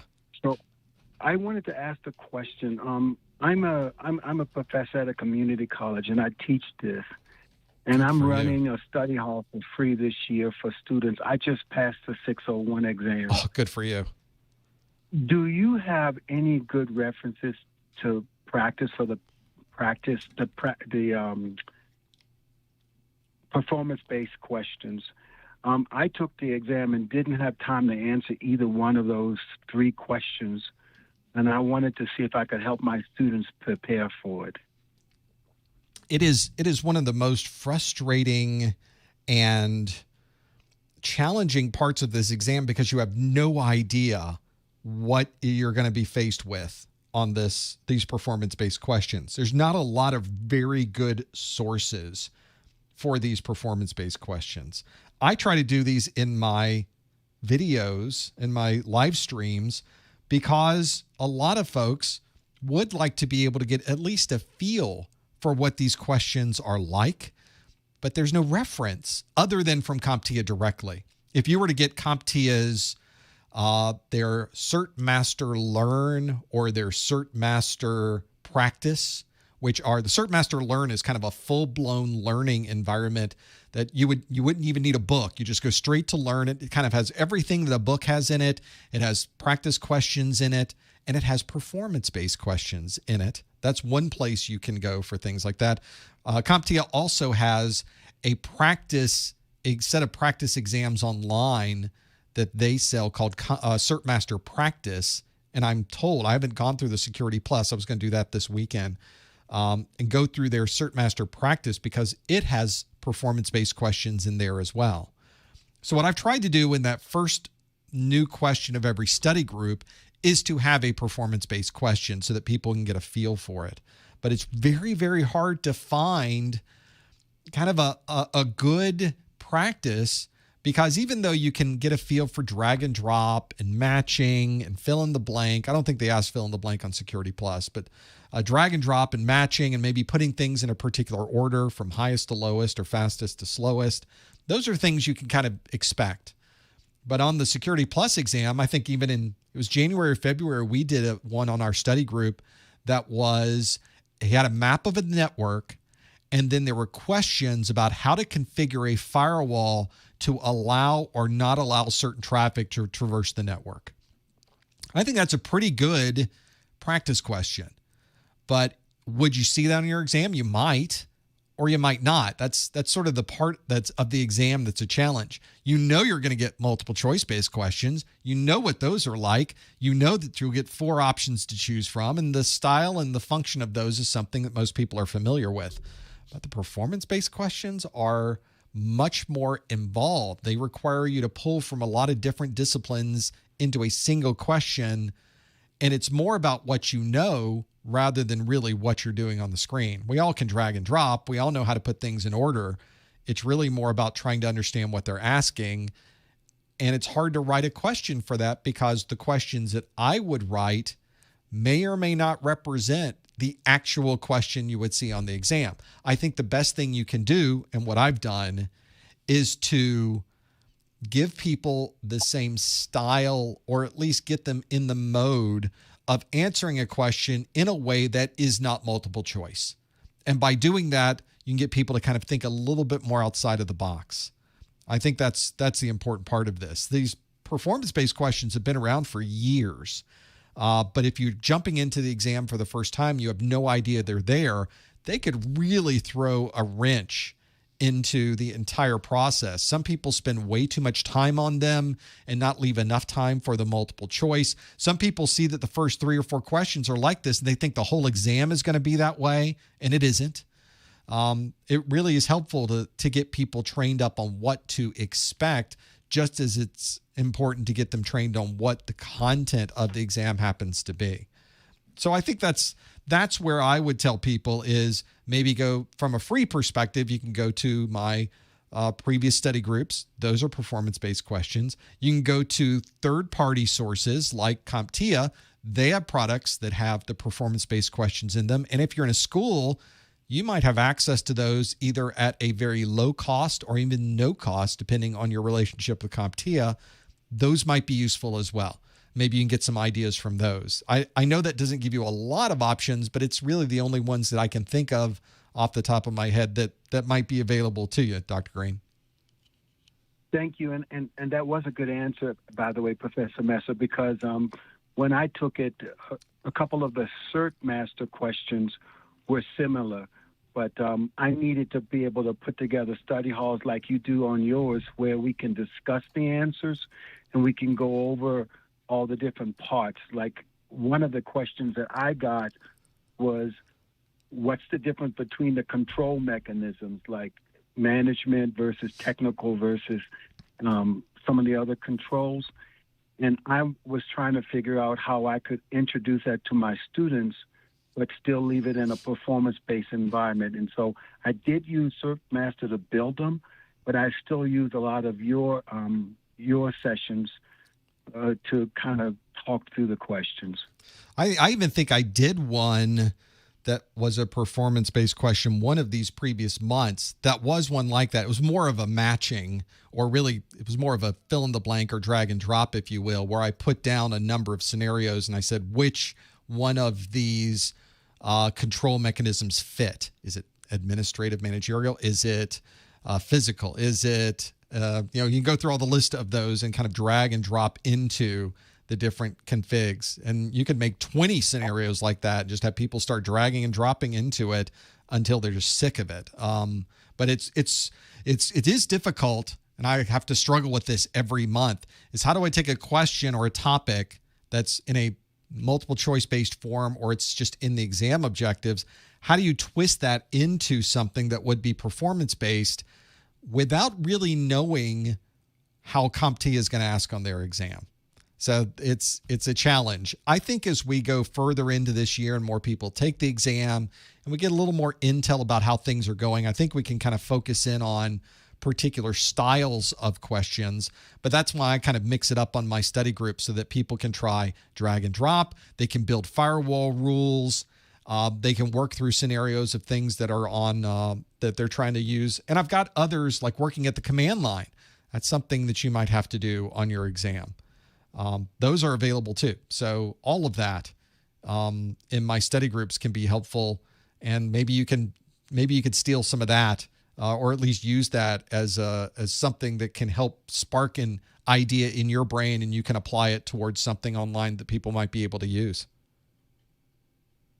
Thank you. That was very helpful. And then my last point was, keep the Linux Kali stuff coming up in your discussions, because 2 of those performance-based questions were filling in the blank with Linux Kali with our Linux commands. That'd be a good thing to mention, especially since that CertMaster Labs has Kali in it on many of these, and you are already expected to know Windows and the Linux side, and they even, in these labs that they provide, they give you a way to sort of step through packet captures, vulnerability scans, network reconnaissance. You have to manage access controls in Linux. There's lots of little labs they go through, and they really primarily use Kali to do that in the CompTIA Labs product. Okay, thank you so much for taking my question. Thanks, Dr. Green. Best of luck. Whenever I step through, now I got it working again, dropped off my wireless for some reason, working fine now. The CertMaster Labs, if you haven't seen these, since Dr. Green brought this up, I think I will show it to you here real quick.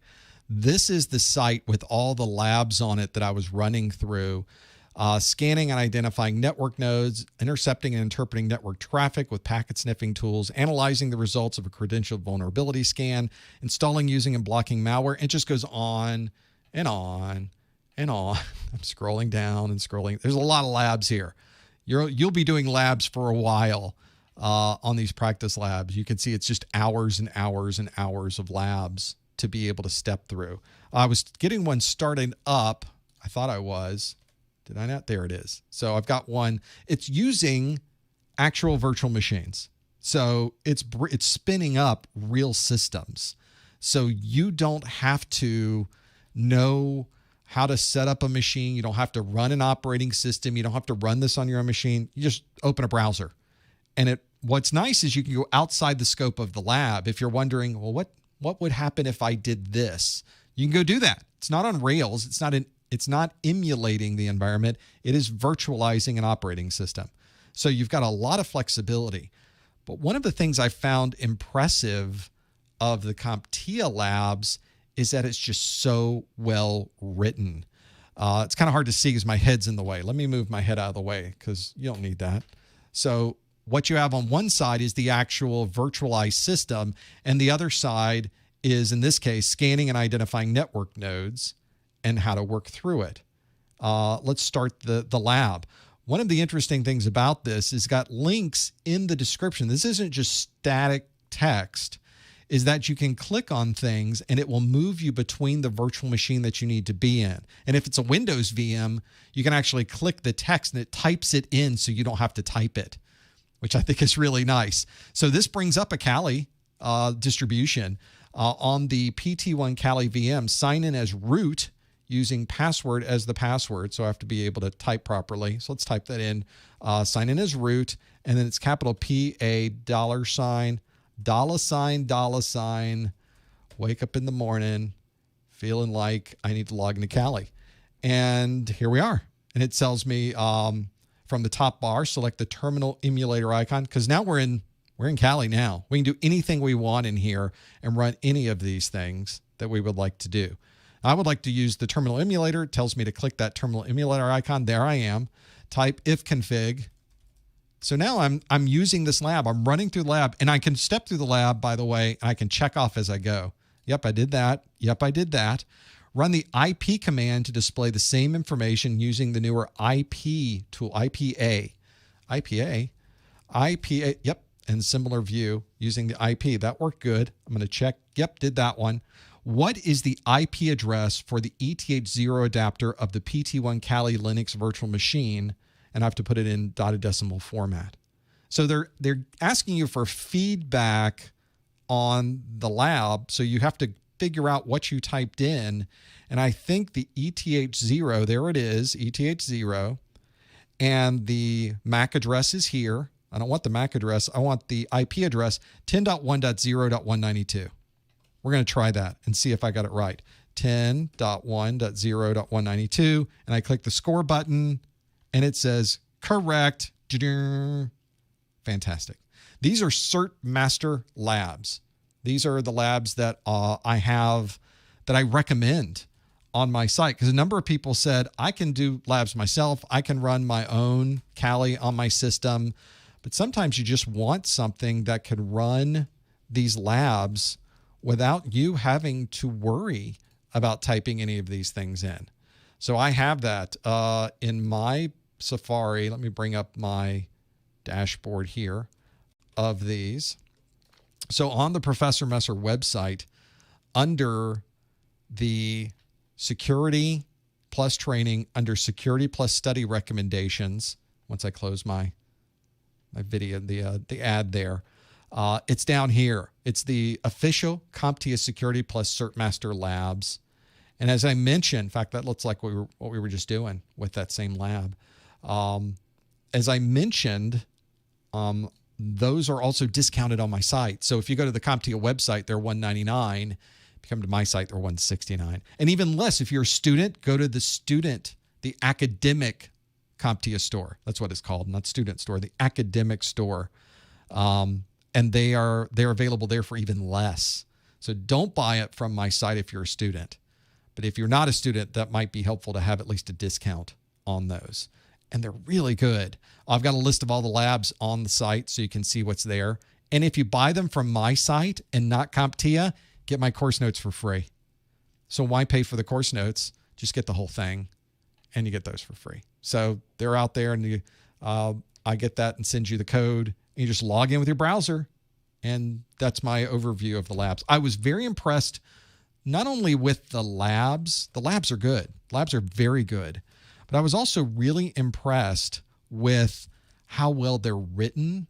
If you've ever used anybody else's labs from other companies, what you'll find is sometimes those labs don't quite have the flair of someone who may speak English as their first language.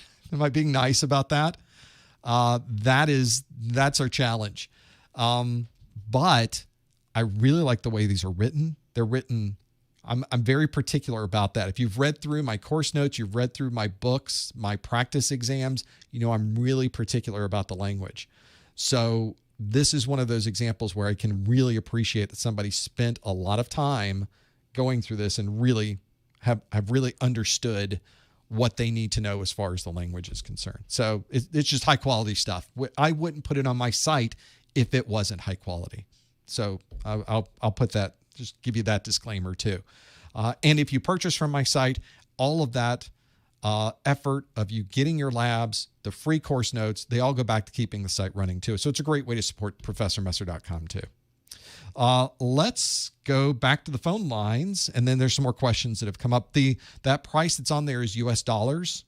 I really should put a Canadian link there, but it's available anywhere in the world. If you're buying it from Canada, use some type of form of payment that doesn't charge you a transaction fee for foreign transactions, and you should be good if you have that available. And I do offer cryptocurrency as an option there, so it's another way to avoid some of those charges if you do that. Do I have a complete bundle with the labs? I don't yet. I just put that out there to see if people would be interested in it. But I think I should. I think I should bundle together the labs, the learn, the success bundle, just kind of bundle everything together. So it's just a one place you have to go for everything. I'm working on that. So I appreciate that recommendation. You were thinking the same thing. Back to the phone lines, 302 area code. Hi, caller. Which name were you calling from? Hey, this is Shri, and this is my first time in the cyberspace, so I wanted to venture by taking the Security Plus certification. Great. And what I've done is, I've got the CompTIA original book for the 601. I've used that as one of my study materials, and I've also seen a lot of your videos, and I purchased your practice exam. What I seem to have hit is like a plateau. I'm exactly right of around 61, 62 questions. And I've tried already like 5 or 6 exams across, different, of course, your PDF. And then in addition to that, I've tried through Udemy a few exams. Sure. No matter what I do, I've hit that plateau. And I know the contents. I've read the material, and now I'm rereading it. So I don't know how to get past that and get to that pass mark. Do you find that it's the same topics that you're missing every time? Is it from the same domain, or is it just a sort of a random smattering across the board? It's happening random. So first time if I pick it's the threat, then the next time it's something else in the objectives, but it's all over the place. So some of the things what I noticed is that if it's truly content related, then because since I'm new to the space, I might not be able to looking at the log and say, is that like a dissociation attack? Then I might not be able to get that right. The next time I read through that, then I'm able to clear that. For ports and protocol numbers, that seems to be a thing, So it's like I go past every hurdle, and there's more. I'm still. I can appreciate that. This is one of the challenges you have when these are such broad exams. They really do have a huge amount of content that you have to know. So this is the thing that I find is you kind of have to pull from different places. What type of study materials have you been using to study for this? Do you have a book? Do you have videos? You've definitely looked at the practice exams. What other things have you been using? So I have the official CompTIA Security Plus study guide, and that's like over 1,000 pages. So I try to read that because it's a lot of information. My one disadvantage is that it doesn't have any practice exams at the end, so I can't truly gauge because I'm still new to this whole, area. And the other thing is I also have the Darrell Gibson 601, which I have, and it's much easier for me to understand that. But I've taken tests, you can imagine I've taken like at least 6 to 7 tests now. And no matter what I do, it's 61, 62, 63 questions right. I think that the next step would be just more hands-on then. It sounds like you're doing the right things from the perspective of having the right products available, the right study materials available. You got a very good book. You've got videos to go through. You've got great practice exams to go through. Now it's really more figuring out the details. And maybe it is more labs. Maybe it's going through either the CompTIA labs. Maybe it's doing some labbing on your own. Maybe it's loading up Kali distribution and running Nmap and running Wireshark and seeing the information that you have there and have kind of getting another perspective of that from the view of running those tools. That's only going to get you so far, though, because a huge part of the exam has nothing to do with any practical using of the system. It's more policy and procedure. And that's why I asked if there was a particular set of knowledges of objective points that were tripping you up, or if it was across the board. And if the Security Plus exam, if nothing else, is full of process and procedure. And often when you run into that, there's no lab for it. There's nothing extra you can do to learn those different policies and procedures for onboarding and offboarding and physical tools and all of the things that surround the security side of this. I think that that what you're doing is the right thing. I just think maybe more of it. Maybe get a different book. Maybe that changes your perspective because all books are very different, and maybe you need to find one that's better suited for the topics that you're looking for. Very often somebody else may be explaining the same topic in a different way, and it suddenly clicks in your brain and gets you ready. Other people in the chat room, Ernest says, I recommend she use CertMaster Learn and CertMaster Labs for Security Plus, which are both very good. To have that there. I should probably put CertMaster Learn on my recommended site so you can have access to those too at a discounted rate. Those are extremely good because they come from CompTIA. CertMaster Learn is just hundreds and hundreds and hundreds of questions to go through. You could be there for hours going through all of their questions.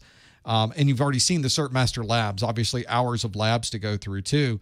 Maybe it's just more of the same, except from somewhere different that gives you the the perspective you need to kind of tie in what you've already done, but it takes what your knowledge is to the next level, and perhaps getting more of those tools are going to help.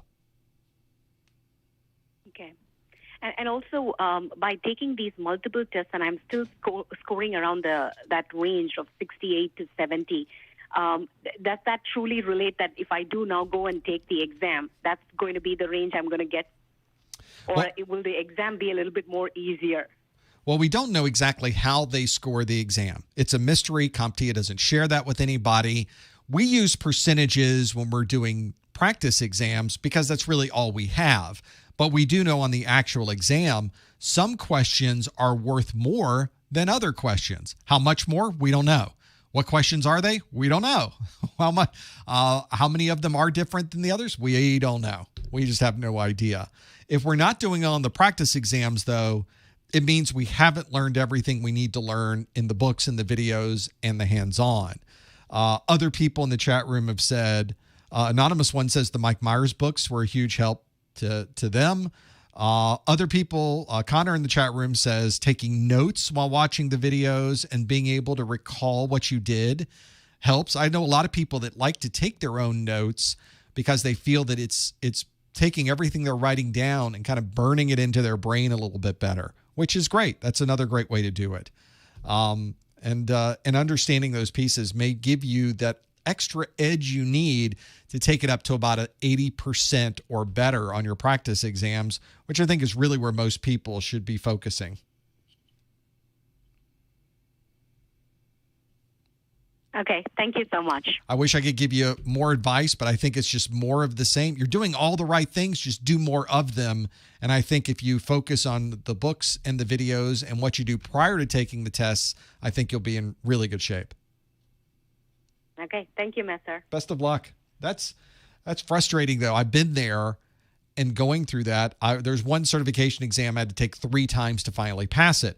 And every time you're wondering, now what do I do? I just failed this exam. Where do I even go to get more knowledge in what I need to know? You don't even know where to go from there. So I can empathize with that process. What I ended up doing was going back, gathering more materials, and studying from more materials the second and third time through. Took me the third time through to do that. The chat room, David Prowse has not updated his 501 to 601. Do I know if he has plans to do so? No, I have no idea. I'm not the one to ask. David would be the one to ask. I have no idea what those guys are doing. We don't really chat. We don't have it's not like a WhatsApp group of all of us. We don't do that. We probably should. It'd probably be useful. There are a group of content creators and instructors that do have forums on CompTIA's site, and we often will talk back and forth, but I've not seen David Prowse on there. So you've got options, though. Even if somebody hasn't updated their books to 601, they probably are planning it. It takes a while to finally get these books published. For those of you that haven't been through kind of the book publishing process, it's an involved process. So for someone who's unlike me, where I'm publishing myself, there's no barriers for me. I can publish, I can put anything I'd like out there whenever I want, and nobody can tell me no. I can just put it out there. And that's why you always see my videos and my course notes and my practice exams. They come out quick. They're right there as you're seeing these exams. But some of these other larger publishers, it takes a little bit longer. So my recommendation would be to check with the publisher.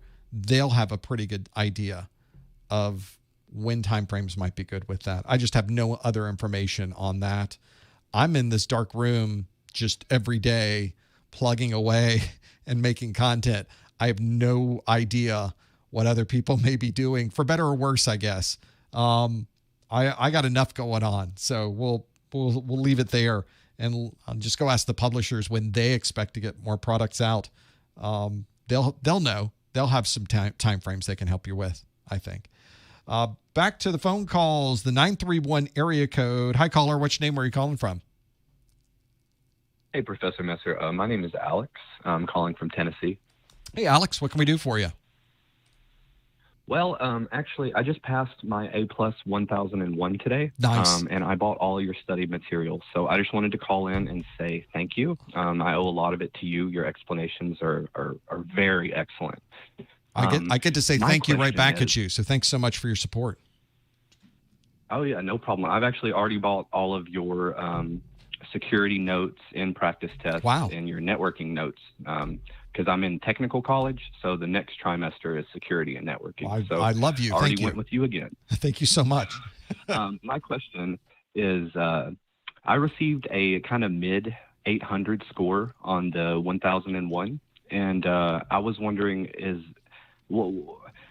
my teacher kind of told all of us, you don't need to post your score, nothing like that. But I was wondering, what's a good score? Like, should I be proud of the score? Should I post it? Like, or is that something that's just kind of tacky?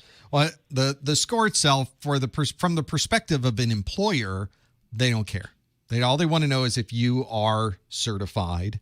It might be something that someone might ask in passing on an interview or something like that, but it's not usually something you even have to share. They know that if you got the certification, then you've done everything you needed to do to be able to earn that certification, regardless of what the score happened to be. I sometimes will tell people if the passing score is a 750 and somebody scored a 751, I tell them that they studied exactly the right amount of time, that they didn't need to waste any more time with their studies because they passed by 1 point.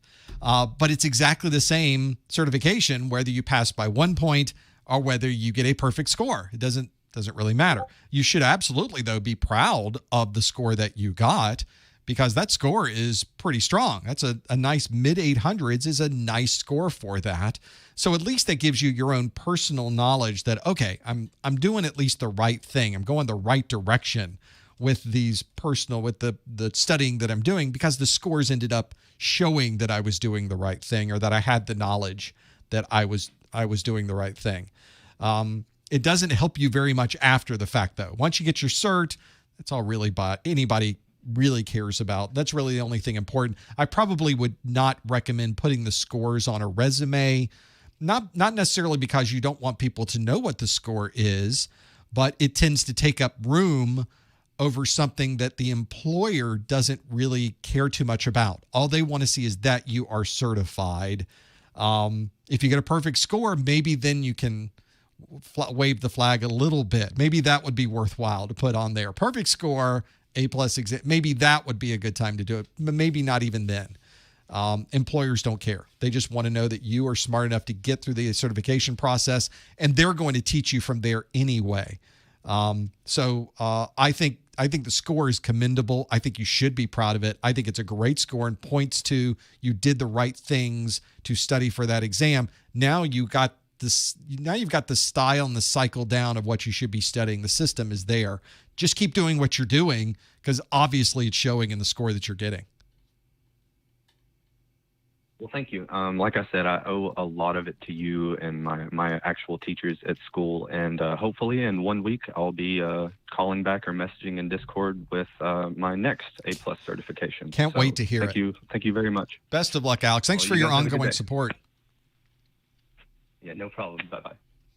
That's first the being able to hear the success stories of what people are doing with their certifications is fantastic.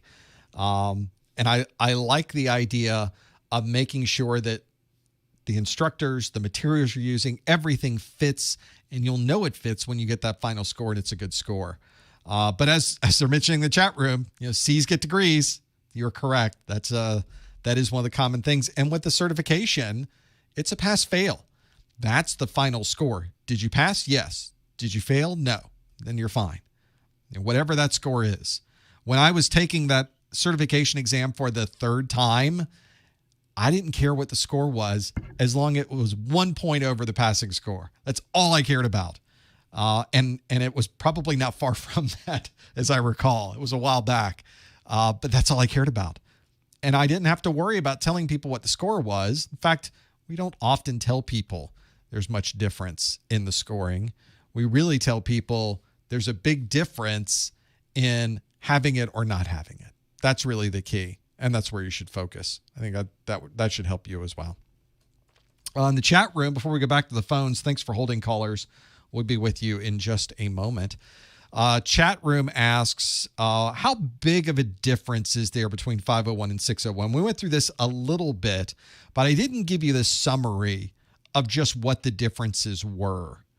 So let's give you the differences of these. I'm going to break this out for you in the chat room, and then I'm going to address another thing that came up. So the total number of objectives on the 501 exam, how many on the 501? Let me sort through this. So on the 501 exam, there were 778 objectives. So that's a pretty big number, 778 objectives. On the 601 exam, there are 1,038 objectives. Much bigger exam, much larger exam.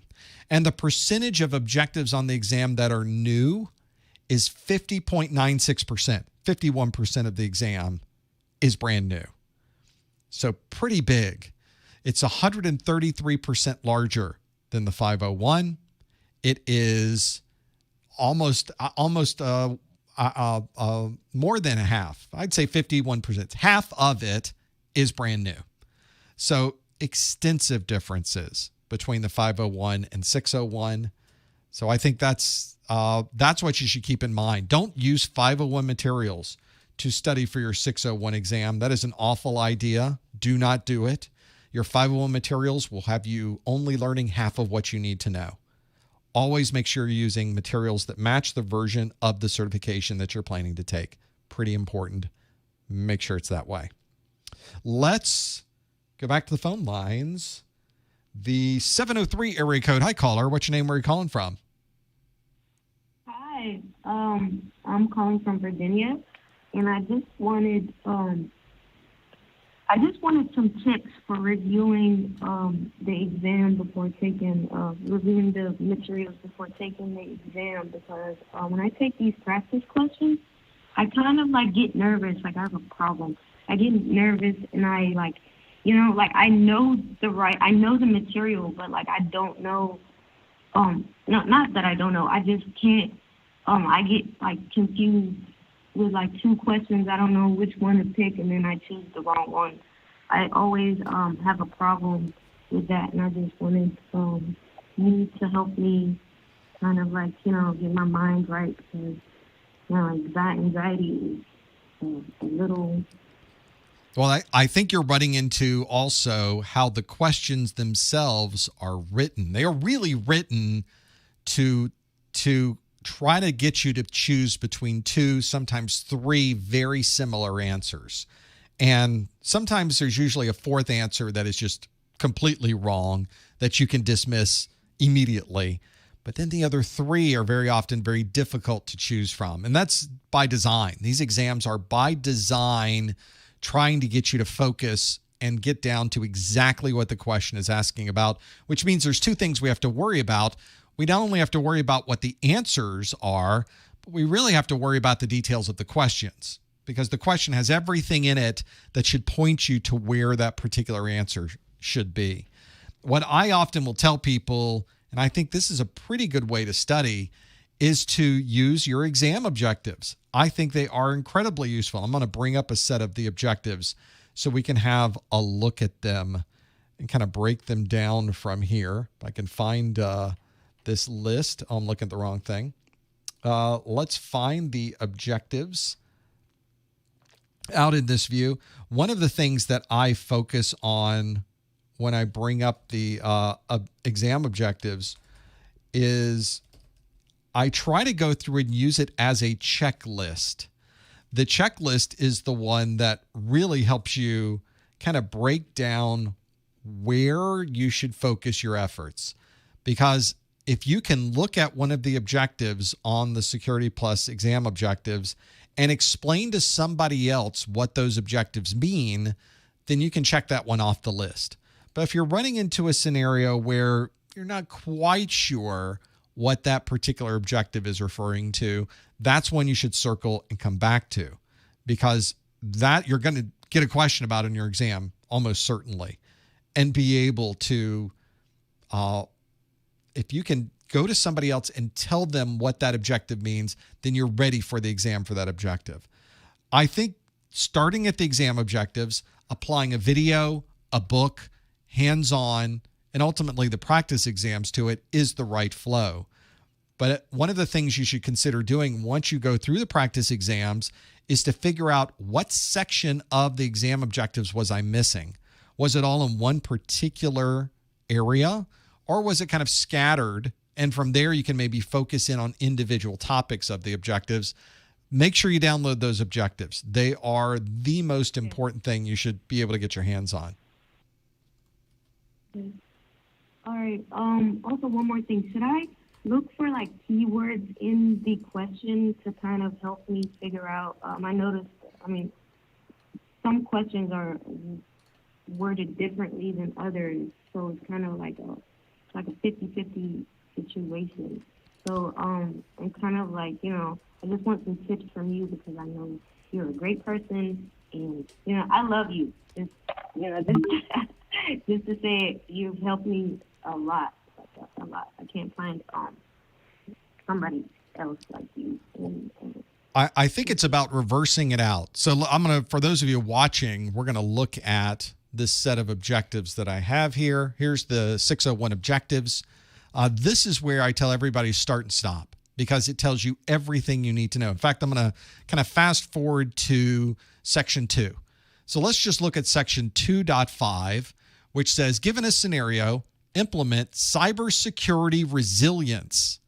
Well, first I have to know what that is. So make sure you know what that is. Then you have to understand redundancy and know what geographic dispersal, know what disk redundancy is, specifically a redundant array of inexpensive disks, which is RAID. Notice they use inexpensive here. It's also independent. As inexpensive goes back to the original definition, by the way. It's not wrong. It's just we've used different terms through the years. Multipath. I've seen that movie. Network, load balancers, network interface card teaming, power. Now I'm really going everywhere. Power, uninterruptible power supply, a generator, a dual supply, and managed power distribution units. Those are 4 different bullets. You need to know, when do I use those? How are they used from a security perspective? Which one is better to use than another given a particular scenario? Well, you need to know more than just those 4 topics. You need to be able to really break down and explain to somebody, here's where a UPS is useful. Here's where a generator is useful. Here's where dual power supplies can be used. Here's where a managed power distribution unit comes in handy. And then very often you use all of them at the same time. So I think bundling together your study process with the exam objectives, I think, can only help you with your final scores. And I think it should be the first place you go before you start your studies. You should reference it often while you're in the middle of reading the book and watching the videos. And then before you take these practice exams or even after, go back and reference these and check the ones maybe that you need a little more help on. Zoom into those individual topics, start Googling them, start looking at my specific parts of my videos on those. That might be the best place to go. Okay, one more thing. Sorry. Sure. So I've noticed that a lot of these things come up as when I'm studying, like load balancing, like you said. It came up on the second domain, and it came up on the third. So do you think like combining all of these notes I took from your videos at the end for review is a good way to review for the exam? I think from the perspective of somebody studying, I don't think the exam objectives are something you look at and then put away for a while. I think the exam objectives should really be your guide throughout the entire process. I think a lot of times people grab the objectives at the end, like they had no idea what the exam was about until the very end of their studies, and then they finally looked at the exam objectives. The exam objectives should be the first thing you look at. They should effectively be what you use as your checklist as you're going through videos and books and hands-on. It should be everything throughout the entire process. So don't be in a situation where you're sort of putting aside any of these things. it should be the major focus. It should guide you through the entire process. And I think it's one of the most valuable tools you'll have available, because whenever you find one book says one thing, one book says another, one video says one thing, one video says another, you can always go back to the exam objectives. It is the definitive answer on what you need to know. And if you stick to the objectives and don't go off of this list, you're going to do fine on the exam as long as you know everything that's in these objectives. Okay, so combining all of these domain stuff in one review package is a good I think so. review, right? Okay, perfect. Thank you so much, Professor Master. Appreciate the call. Best of luck. Thanks so much for the kind words as well. It's really a challenge in the middle of the exam study process to you almost lose scope. You lose where the path is. Suddenly you're walking along, and then all of a sudden you're in the middle of a bunch of weeds and trees, and you're not quite sure where the path went. The exam objectives is the path. Stick to the objectives, and you're going to do fine, because the exam stays very, very, very close to these objectives. One thing that just drives me crazy is that you will find other study materials that go well outside the scope of these objectives. And what you'll find is you'll never see those topics on the exam, because CompTIA stays so close to these objectives. And that's why I tell people, if you didn't study anything else, you just stayed with these objectives and you use that as your checklist, you're going to do fine on the exam, because the vast majority of the exam is written directly from these objectives. Now, you still have to know everything. It's not like reading through this gives you everything you have to know. Having the books and the videos and the other training materials are going to be valuable to you, but stick to those topics and you're going to do fine. That's pretty important. Back to phone lines, the 443 area code. Hi, caller. Which name are you calling from? Baltimore. This is Claude from Baltimore. Hey, Claude. How are you? Thanks for calling. What can we do for you? I'm scheduled. Thanks for terrific information you done put out in the last 3 years. Thank you. I've been procrastinating on the Security Plus and the Network Plus. Now I'm finding that I need the Security Plus to get the type of job that I'm looking to get in the federal government. Me saying that, I am scheduled to take the test September 28th when I go on vacation, and I'm a little tossed between two. I know your references is good, and I ordered the 601 book from CompTIA, but it's like on back order. So I'm using your information and the Pocket app from Apple to really study. Okay. I've been using that information for like 6 months now, on and off. Good. So I'm just trying to get a general, a little confused here, with a general place to stay at, or should I just keep flopping back and forwards until the test day? Because I know I have not a whole lot of time. September 28th is when the due date. Okay. Well, I think there's two really good places or a few places to go with this. I like that you were focusing on the CompTIA's official book. I had no idea they were on back order with these physical books. It's a brand new exam. There's been a flurry of activity. There's not a ton of books available quite yet. I guess they've done a little bit better lately. There's a few more books available from there.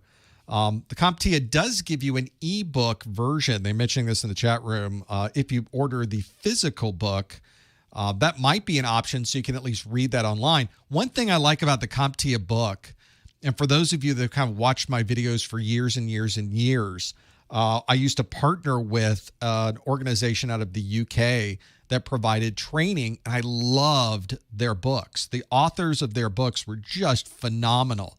Well, guess who wrote the Security Plus book, the official CompTIA Security Plus book? Same guy. Same folks from back in the day that I loved their books so much. They're the ones that have written the latest official book. So I like the 601 book, if for no other reason that I know it's a quality book written by people that I've loved having their books as part of our offerings. And in fact, that's probably one of the best books you can get for the 601 from James. So if you go find the 601 book, I think I've got it on my website. from CompTIA. That's just strong book. So you're in the right zone, but there are other books available. If you find that's not available, there's some Kindle books out there for $9.99 that are very, very good Security Plus books. And there's certainly other videos and other study materials out there that you could choose from to do that. That's one of the things, especially in your particular geography up in the Baltimore, DC sort of area, that everybody wants you to have Security Plus. So getting a good book, getting good videos, getting good hands-on, and getting good practice exams are going to be critical. Those are the 4 elements. Make sure you have a little bit of anything on those 4, and you'll be in much better shape than having nothing available in one of those 4 elements. Make sure you look at all of those. And ultimately, the exam objectives will be, as I mentioned, will be the guide that you can use to make sure your book is staying on path. Make sure the videos you're watching are valid for this. Stick to those objectives and you'll be fine. Okay, and the certified video, you said as a student, which I am, it'd be a good idea to go to academic bookstore. Where can I locate that? I mean, is it a link or? It is. If you go to, let me give you the exact academic store for CompTIA. This is a store specifically for people that are students. This is the CompTIA Academic Store.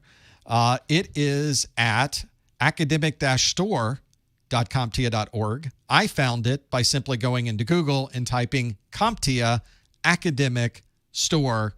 Those are the secret words right there. You put those 3 into the Google, it will take you right there. Just to give you a feel for this, for those of you that have looked for vouchers, for example, for Security Plus, the voucher cost on their store, $240. That is a significant discount over the, $360 that normally you would pay for the Security Plus. So the same type of bundling of prices are available for other things as well. If you wanted to look at the CertMaster Labs I was just telling you about, that's not the right. Yeah, that was the right one, wasn't it? Yeah, that's exactly what I'm interested in the certified master labs, because it's close to what I need to know and practice with. Yeah. So some great pricing on the academic store. That's where you should go if you're a student, because it gives you the best pricing from CompTIA. So that's where I would recommend you go as well. If you're a student who is in high school or college in the United States or Canada, I think those are the criteria on the store. They give more information on the criteria. Well, here's the criteria right here.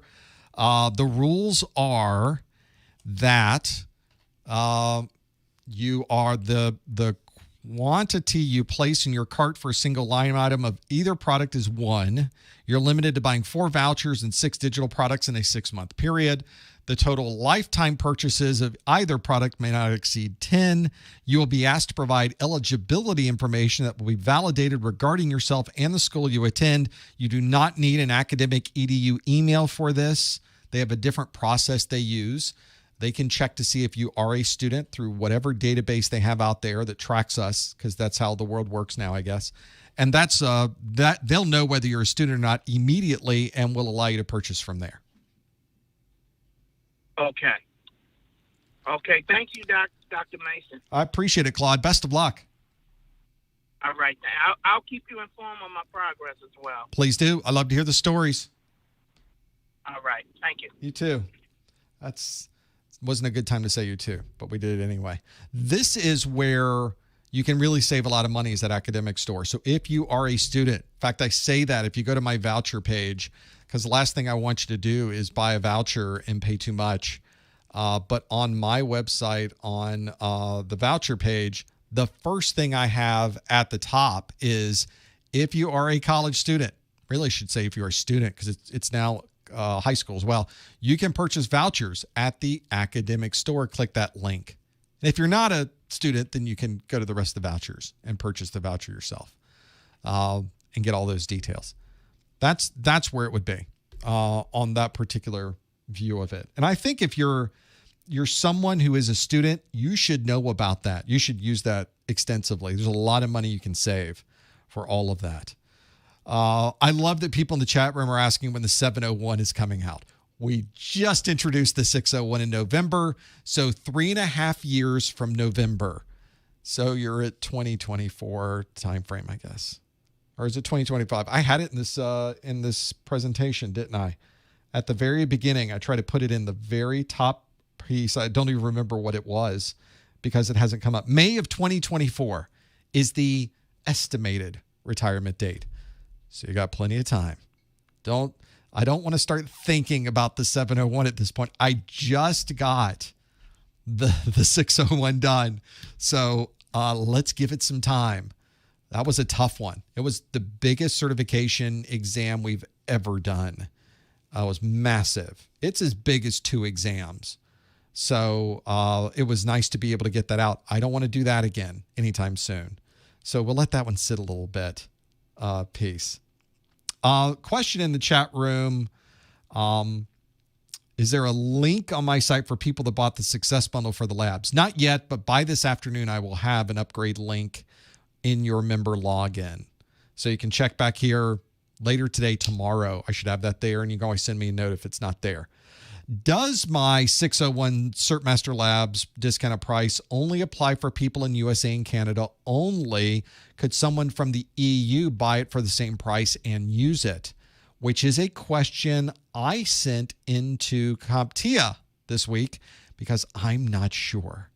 I asked them if that's the case. For those of you that have kind of followed this, if you're getting vouchers, for example, the vouchers on my site are only good if you are in the U.S., Canada, and a couple of other places. The United States, Canada, Puerto Rico, Guam, and some of the other U.S. territories. So if you're in the EU, if you're in the UK, if you're in South Africa, if you're in Australia, you can't use these vouchers in your country. You can buy them on my site, but then you try to plug them in and it won't let you use them. So you have to buy vouchers from the country where you're taking the exam. If that helps. So I don't know if it's the same thing for the CertMaster Labs. I don't know. So I haven't put anything on my site yet. I'm waiting to hear back from them. The people that have the answer to that, though, are off the beginning of this week. So I'm waiting for them to come back into the office and they'll be able to tell me. So I don't know. I don't know if that's the case or not. Are there labs for the A+? There are labs for A+, Network Plus, and some others as well. CompTIA is sort of converting over some of their lab type things, so I haven't put those on my site. But as soon as they are available in the CertMaster format, I plan on adding them. Currently, they are CompTIA Labs, which are labs. They're made by a different group. CompTIA is bringing more and more of their training materials in-house, and I really like what they've been doing with that, but they haven't finished up moving over the A+ stuff yet. So we'll see. Right now, that's why you'll see some of the labs are CompTIA Labs. Some are CertMaster Labs. The CertMaster Labs are the newer and what I think are a little bit better labs. Although I've used the CompTIA Labs in the past and like them as well. So it's one of those situations where you really can't go wrong. You've got some good labs to choose from. I should probably add those to the site. It's just one of those where I haven't gotten to that point. Best book to study. There's the best book is very subjective. I always recommend that people go out to the Amazon. You go out to the look inside, read through some of the books that are there, or consider using just the official book. I mentioned that James Pengelly that wrote this book, I've followed and read and worked with him for years. So he's written a fantastic study guide for CompTIA. That's his book. So that's the one I recommend. That's on my site is the one I recommend. It is the official book from CompTIA. So that's the one I would probably tell people to look at first. I realize that book's a little bit more expensive than some of the other books you'd find on Amazon. It is. But go out to Amazon and look through those books. If that's not the right fit, find one on Amazon that's the right fit and read through them. Find the one that speaks to you the best, that reads the best to you. Everybody has a different idea. Read through the people that have left comments on the books. Some are better than others. So find the one that works best for you. I think is probably the only thing I can tell you to work through that. if you work through, I think, the books, videos, practice exams, you get some good labs. Those are the 4 things you need. So focus on those, and I think you'll be okay. My Discord is not posted in my description below the video. We'll make sure we add that because Lori's watching this. Hi, Lori. Add the Discord in there if you would. It's professormesser.com/Discord. It's like anything else. You type in professormesser.com/ the thing you would like to find me in, /Facebook, /LinkedIn, /Twitter, /Instagram, /Discord, what else? I don't know. Just keep trying things. See where I am. See what see what mess I've gotten myself into. I think that those are the ones. If you go to my website, by the way, right at the top, oh, my head's there. That's not going to help. But right at the top, it's still there. Get rid of me. There we are. Right at the top are these little icons, and that will take you there as well. So the Discord's the last one there on the list. And it's the top of every page, so you can find exactly where I happen to be. That's a good one too. Those links are on there every page, but it would be nice to have them in the video description. You're absolutely correct, so we'll make sure we add that. We should put everything there. The video description it almost becomes overwhelming, so I try not to put everything in the video description, but it turns out I pretty much put everything in the video description. I can't help it. So everything goes there. Everything I often reference, links to my site, links to these locations, they just go in that video description. So I'll stick them in there. And it's one where I think most people have gotten used to that. You just filter through until you find the thing you're looking for, and it's stuck in there.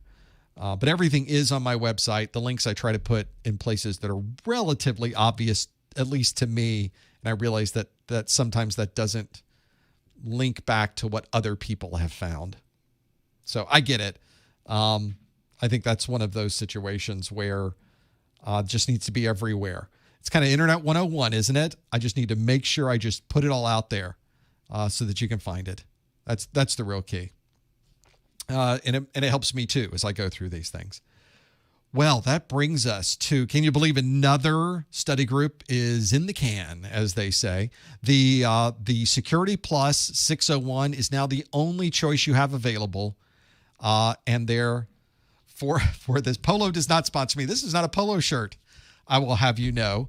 So it would be nice, though. I'm open to the idea. If Ralph Lauren would like to send me a note, they're more than welcome. I do like to wear a collar, though, to at least have some semblance of professionalism when I'm talking to you. So I do have a lot of collared shirts. And trust me, if you get into IT and you do anything relating to trade shows with IT, your collared polo shirts are going to be all the rage. You'll have a lot of them. Logoed shirts. If you ever need a logoed shirt from any company, go to your local stores that have secondhand. Goodwill stores are great for this.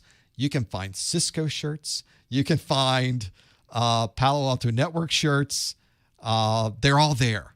You can find any Microsoft shirts and some even old shirts of companies that aren't around anymore. And actually really good shirts. They're really good polo shirts. They're just in these secondhand stores, and it's great. But this one, I will let Mrs. Professor Messer know, who bought this shirt for me this month for this study group, that you liked it. I have to have different shirts for every time I do something live, because otherwise it looks like I'm wearing the same shirt every time. And people have said, you're wearing the same shirt every time in your videos in a video course. And I always tell people, no, I use a different shirt every time. So for a course with 100 videos, I have 100 blue shirts, which is not true. I have a set of shirts, and I cycle through them, but that's it. I don't have autographed shirts. No plans for shirts. No plans for polo shirts.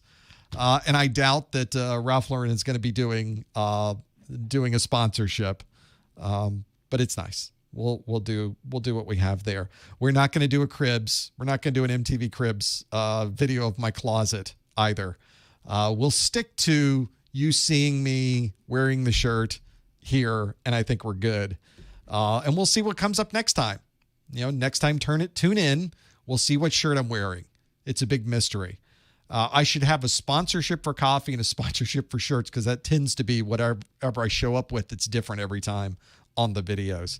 But this time, I think we did a pretty good job. 601 is the only course now that's available. So it's kind of nice being able to focus in and knowing 601 is what we're going to be working with for the next 3 years. That's what you want to be able to do. Is focus on the 601 exam objectives.